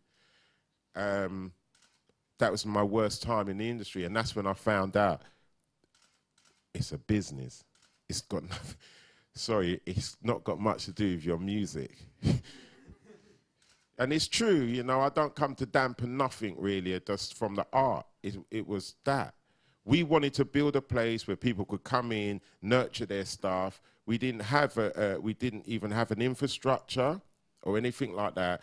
But all these kids coming in, recording, doing their stuff. I mean, to the point where they were taking people out of prison and stuff like that was coming to record. There was, you know, there's that guy on EastEnders. I've got like a little warehouse with all my Ampex 2-inch tapes, and I've got everyone from Sid Owen, right, who was in EastEnders, EastEnders, to oh God, like I had everyone: Jimmy Polo, Kim Mazel, Penny Ford, who sang for Snap. Like millions of things, and the beauty of it, some of the artists burst, and some of the artists, one of the greatest ones that I think came from it and was English and made his own sound because he had the platform, was Wookie. And then you talk about the whole drum and bass and jungle scene. I mean, Danny Bookham will tell you the conversations we had about this. You know, Goldie was one of the guys who was doing my artwork when he came from Miami.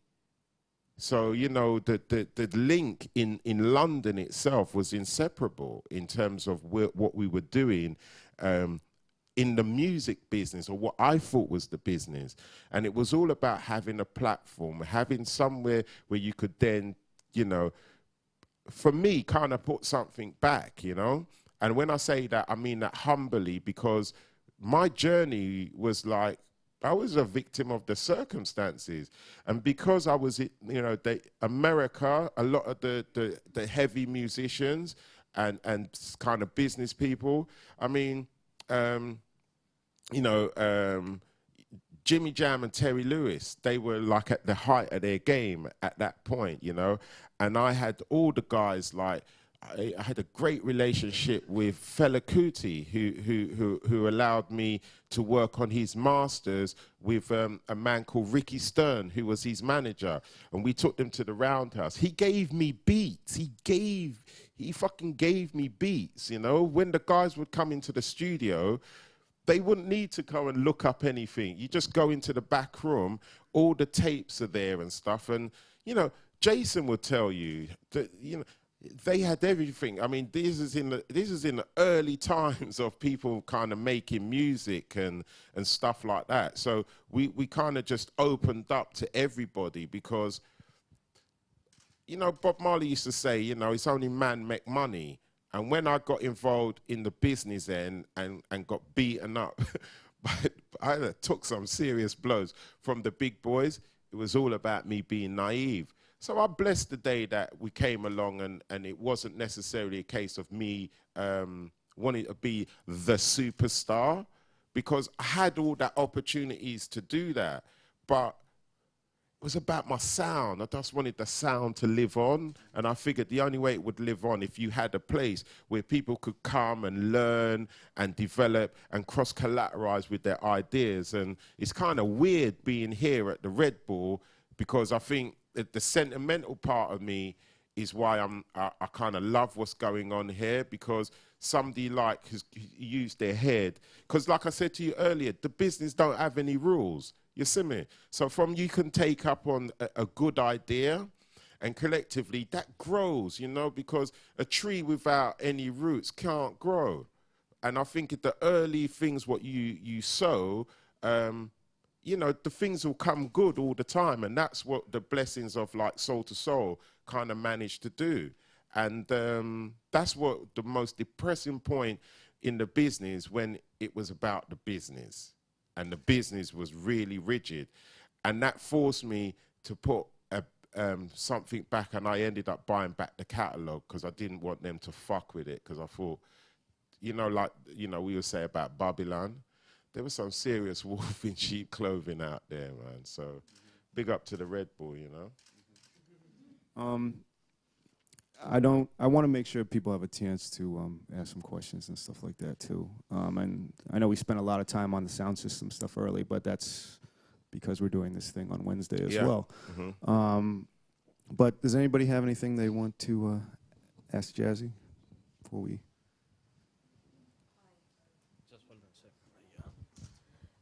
My friend Hassan and I were having a discussion yesterday, asking ourselves if bad experiences make our art better. What do you think? I think in Europe, we strive to be innovative and creative, It's not so much about where you have this drive for economics in the beginning. And I think that's the beauty of the art here. So I think, like they say, all press is good press. Mama used to say, what don't kill fatten. So that now, you have to dig deep.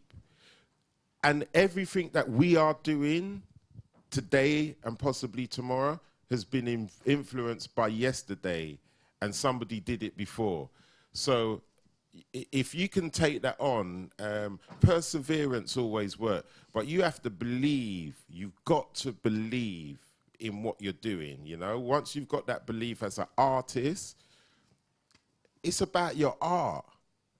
And then you got something like where I was saying about with what we were trying to do, it was about the art, because the money would have come anyway, but it's about the art, man. And it doesn't matter if it's drum and bass. Like I met Mella for the first time here, and it was just like, on a personal, it sucked that I met him here, do you know what I mean? But it was a blessing that I met him here, because without here, I couldn't have met him. And that was the whole connection, and that was the whole thing about what we were trying to do in terms of our philosophy as the collective. So, all of the things in terms of your ideas, don't be afraid of the mistakes. Don't be afraid of... you can get turned down like so many times, I met this guy, Clive Davis, and yeah, he got mentioned earlier last week. And it was this whole thing about, it was in the days of running Motown, because, I know people are a bit weirded about an English boy doing that. And he just said, if you count as many failures to add to the level of his level of success, picture yourself, So when you look in the mirror, you look at somebody like, say, I don't know, whoever you deem to be this great artist or whatever. Some of the greats, right, it wasn't reciprocated in terms of when they were alive. They were known as greats when they passed. That's a serious thing, because a lot of us are striving for this level of excellence or to be, this so successful. Humble yourself and know the success within yourself. Once you can deal with that, the rest is nothing. It really is nothing, because it's about the art. It's, we got all these great tools, the computers, the this, that, and the other. It's fuckery if you don't know what to put into it. We all have to be inspired by something. So I think, you must deal with your art first. That must be on the top of your agenda. Everything else can work itself out.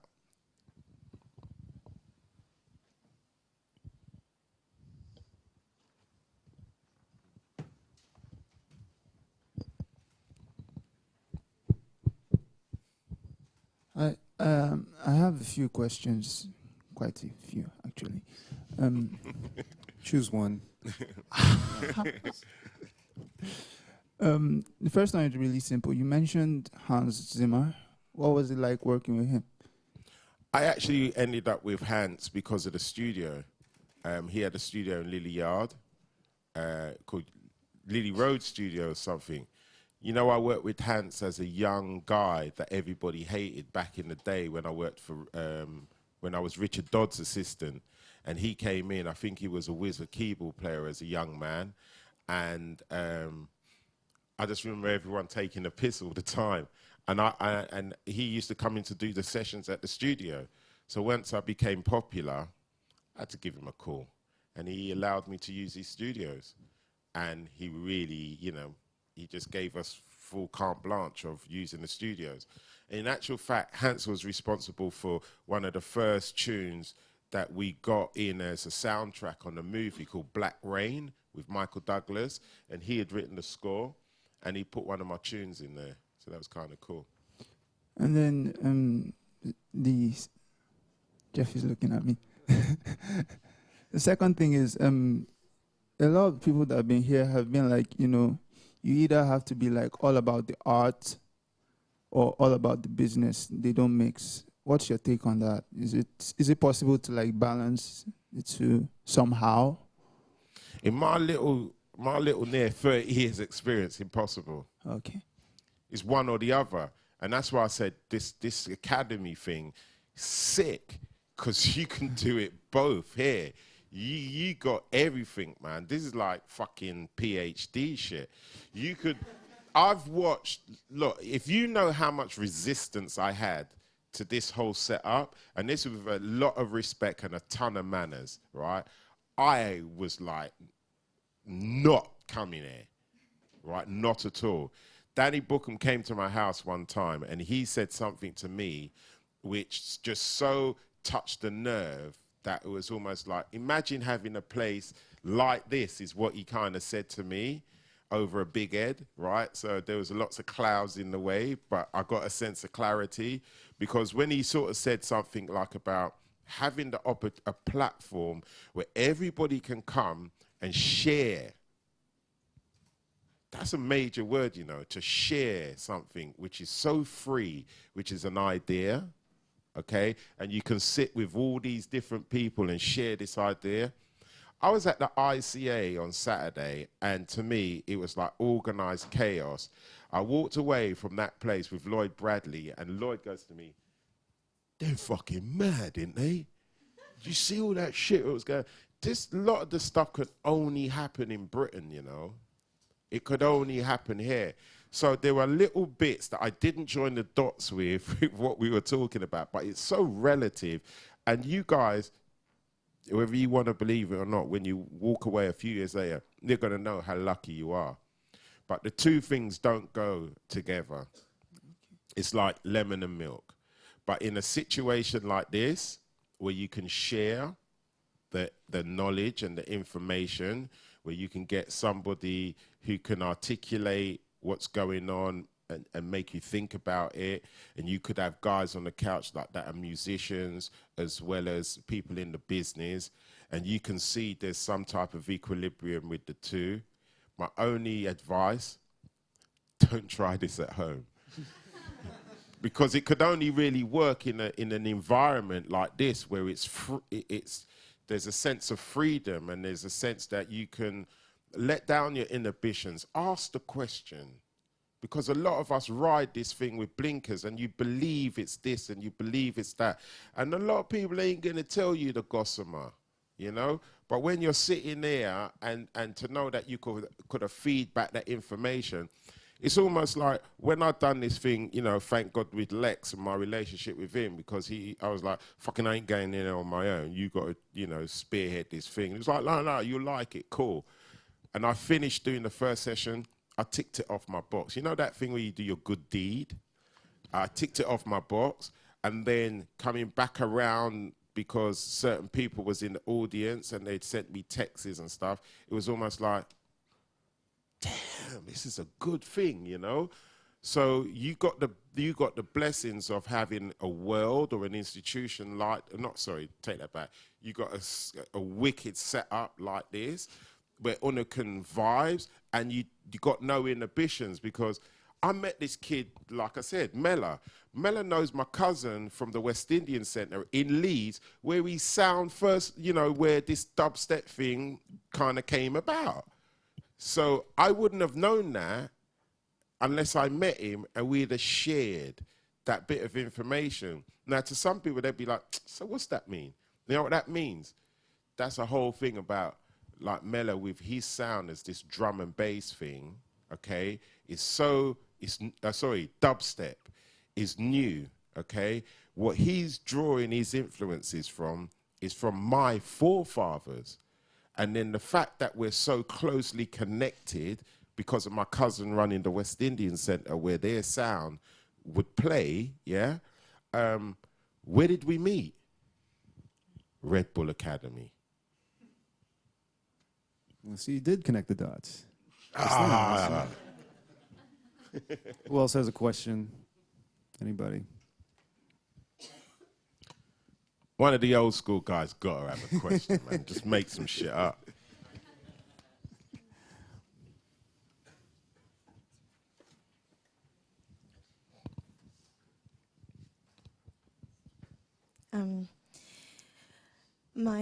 As a first generation Canadian, well, there's a lot of first generation Canadian. Our parents all come from somewhere else. Anybody who's from, just born to well into their 50s. And also living in predominantly black communities, sometimes there's a lot of pressure to be, I guess, as black as possible. And meaning, you have to eat certain food, you have to dress a certain way, you have to talk a certain way, you have to listen to certain types of music. Otherwise, you're considered confused or, washed or something like that. And, growing up, my brothers would collect a lot of records, and I remember listening to, Soul to Soul, and it was really kind of revolutionary for me, especially with a lot of the British influences and the mixing and melding of different types of music that basically said it's okay to just do what you like, whatever type of music you listen to. It's okay as a black person to do that, there's not this box that you have to fit into. And I mean, there's a lot of resistance at times, even still. And I was just wondering, how you dealt with that, because I imagined, as you said before, you experienced some of the same. What a fantastic question. Seriously, because there is a lot of prejudice. I had to step out of the box. I had to step out of the reggae world. I had to, I think I mentioned before about a Rasta saying to me, if you can't make up your mind, I'll make it up for you. I mean, we get shit like that. If you don't eat yam and dumpling and pepper pot and things like that, and you like fish and chips or ladkas or whatever, do you know what I mean? It's an outcast inside of our own community. But you know what, Princess? There's no difference in any other kind of communities, because whether you're Russian or you're Indian or whatever, you see, I said about the sound system and Soul to Soul could have only worked here because I have some cousins in Canada, and when I met them, it was a rude awakening, because I would have anticipated them being as open-minded almost as I was, and I'm deemed to be this fucking Black Panther. So I just think what I managed to do was, as a funky dread, I covered up my locks, yeah, and had a little bit at the side, shaved. And sometimes it's that confusingness that you end up with, just play them back. Make them confused. And the more you stand out on the outside, you get a bird's eye view of the nonsense. Rather, when you're in the belly of the beast, and it doesn't matter whether you're Muslim, Christian, or what. If you take a step back from sometimes where, your heritage on that level, and you've got a country like Great Britain that you can exploit those avenues and explore different cultures and different ideas, sometimes just go on a little holiday outside of the community. Because I mentioned the thing about church, and I don't know if you got me when I said about everyone had to go to church. So when we had to go to church on a Sunday school, that's when we shared our experiences, when we were going to go out that night or the next night. and we were together as a community. So I could almost imagine back in the days before, you know, the Westerners brought in civilization. I'm sure we used to sit under a tambourine tree and discuss certain elements. I'm sure we used to think about whether the sea falls off at the end or something like that. One of us explored that. And that's the beauty with Soul to Soul, because we forced the envelope. We wanted to explore these other avenues. I was into Ziggy Stardust Tarated. Could you imagine me saying that to my brethren then? But if I didn't listen Ziggy and David Bowie or them kind of music there, I don't think I would have had the ideas for even some of the elements of what I was able to throw into the production. If you saw how me and certain man met, you know, me and Howie, how we met, was on the market stall. Howie used to sell jeans, second-hand jeans in Camden. That's how we met. Then we exchanged records. Then we both went for a refresher course in being an engineer. So I would never have met him if I would have stayed in the front line trying to hustle a draw, you know what I mean? Or trying to extend my horizons by maybe going to a Cirque du Soleil type, you know, event. And I mean, these are the extremes. But I think in our culture, the beauty about, you know, I don't want to seem like as if it's, you know, like, because I don't really know that much about the academy, but just the fact that you've got all of these things going on. So I think you're actually, you know, you're blessed because you're in an environment that you've chosen to be in, and all these people we're all singing the same hymn, slightly different keys or whatever, but they got this thing called auto-tune now, so we're all there. And those things are important because, you know, the message subliminally is the same. So I think we have the opportunity, you know, to have that happy face, thumping bass for loving reds. Because we all understand that. When music is a thing that is so soothing to the soul and we can all share in it, whether it's punk music, whether it's folk music, whether it's rock music, calypso, you know, even Russian traditional music, you know, I love a violin, you know. So, you know, it's all interesting. So just step out the box a little bit and I think the rest would, you know, work itself out. Who else?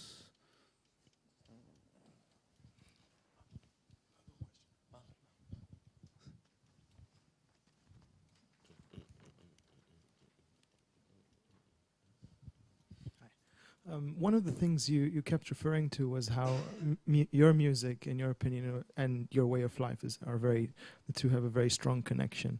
This is also something some of the participants have been talking about amongst ourselves. Can you tell us like what your sort of opinion is how music is a part of life, and can music really be separated from who you are and what you believe in, or what? Yeah, that's kind of cool. You know, like music for me is like it can kind of make you angry, and it can soothe your soul. We all take it on in different ways as well, but it always leaves an impression, right? So there's a memory with that, and for me, you know, the music is like, you live it, don't you? You live what you do. So even like as a guy who may be a lyricist, you know, they're walking down the road and it's always there. Sometimes a lot of us get involved in the music business, then it fucks us off. And then you think, right, I'm going to go and be a postman or a milkman or something like that, right? Well, maybe not that weird, but anyway. You go and do something else. And it's just in you. It's just in your, I guess it's in your blood sort of thing. Like you can't let it go. And you just find different ways of kind of dealing with it. But I do think for all of us here, obviously, we're all into music in one way, shape or form. And, you know, it's so important because there's so many, we're able to express so much with our music, whether it's through the motion of dance or it's like this lyric thing or even just making music. And when you're able to blend different ideas together as well, it's just such a unique thing.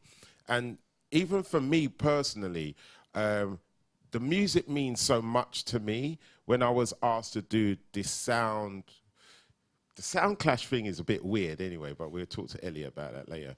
But the whole concept of putting it together and the diversities, like how we're going to see it on Wednesday, is really interesting, because even me, as what I seem to be like a bit of an old fuddy-duddy, it excited me so much, Holmes. When they said a sound clash, I was like, fuck yeah. Wow.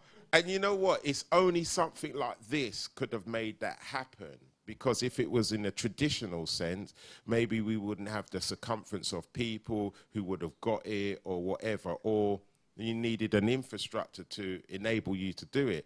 And I've got to say, right, guys, the sound clash thing inspired me so much that I went back into the booger basement. And as a traditional sound man, Got some specials here? yeah, I got some specials just to let you know how deep music is to me, how I love it so much, and how I feel I'm so excited by it. Still on a daily, I do a radio show every week, right?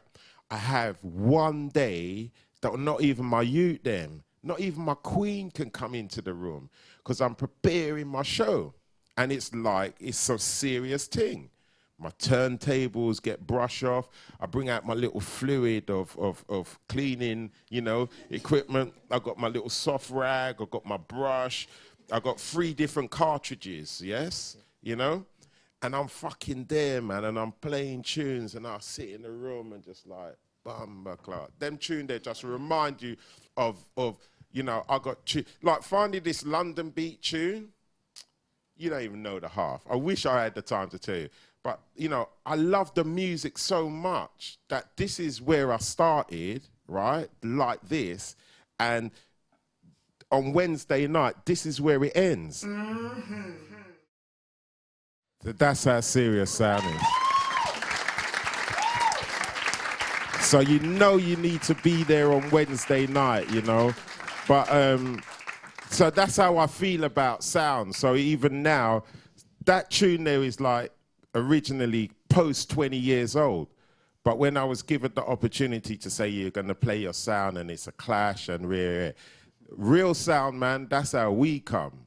So it's going to be really interesting to see, or even just be in the environment with so many different genres, with like maybe possibly 4 different generations of sounds. And, you know, the question what you put about, you know, what it means and that lot, you know, that's how serious, you know, sound is like, it's that serious. So like on that note, I just, you know, unless there's any other pertinent questions, you know, I'm going to give you a little bit of a show of how you talk about traditional sound, when sounds used to clash.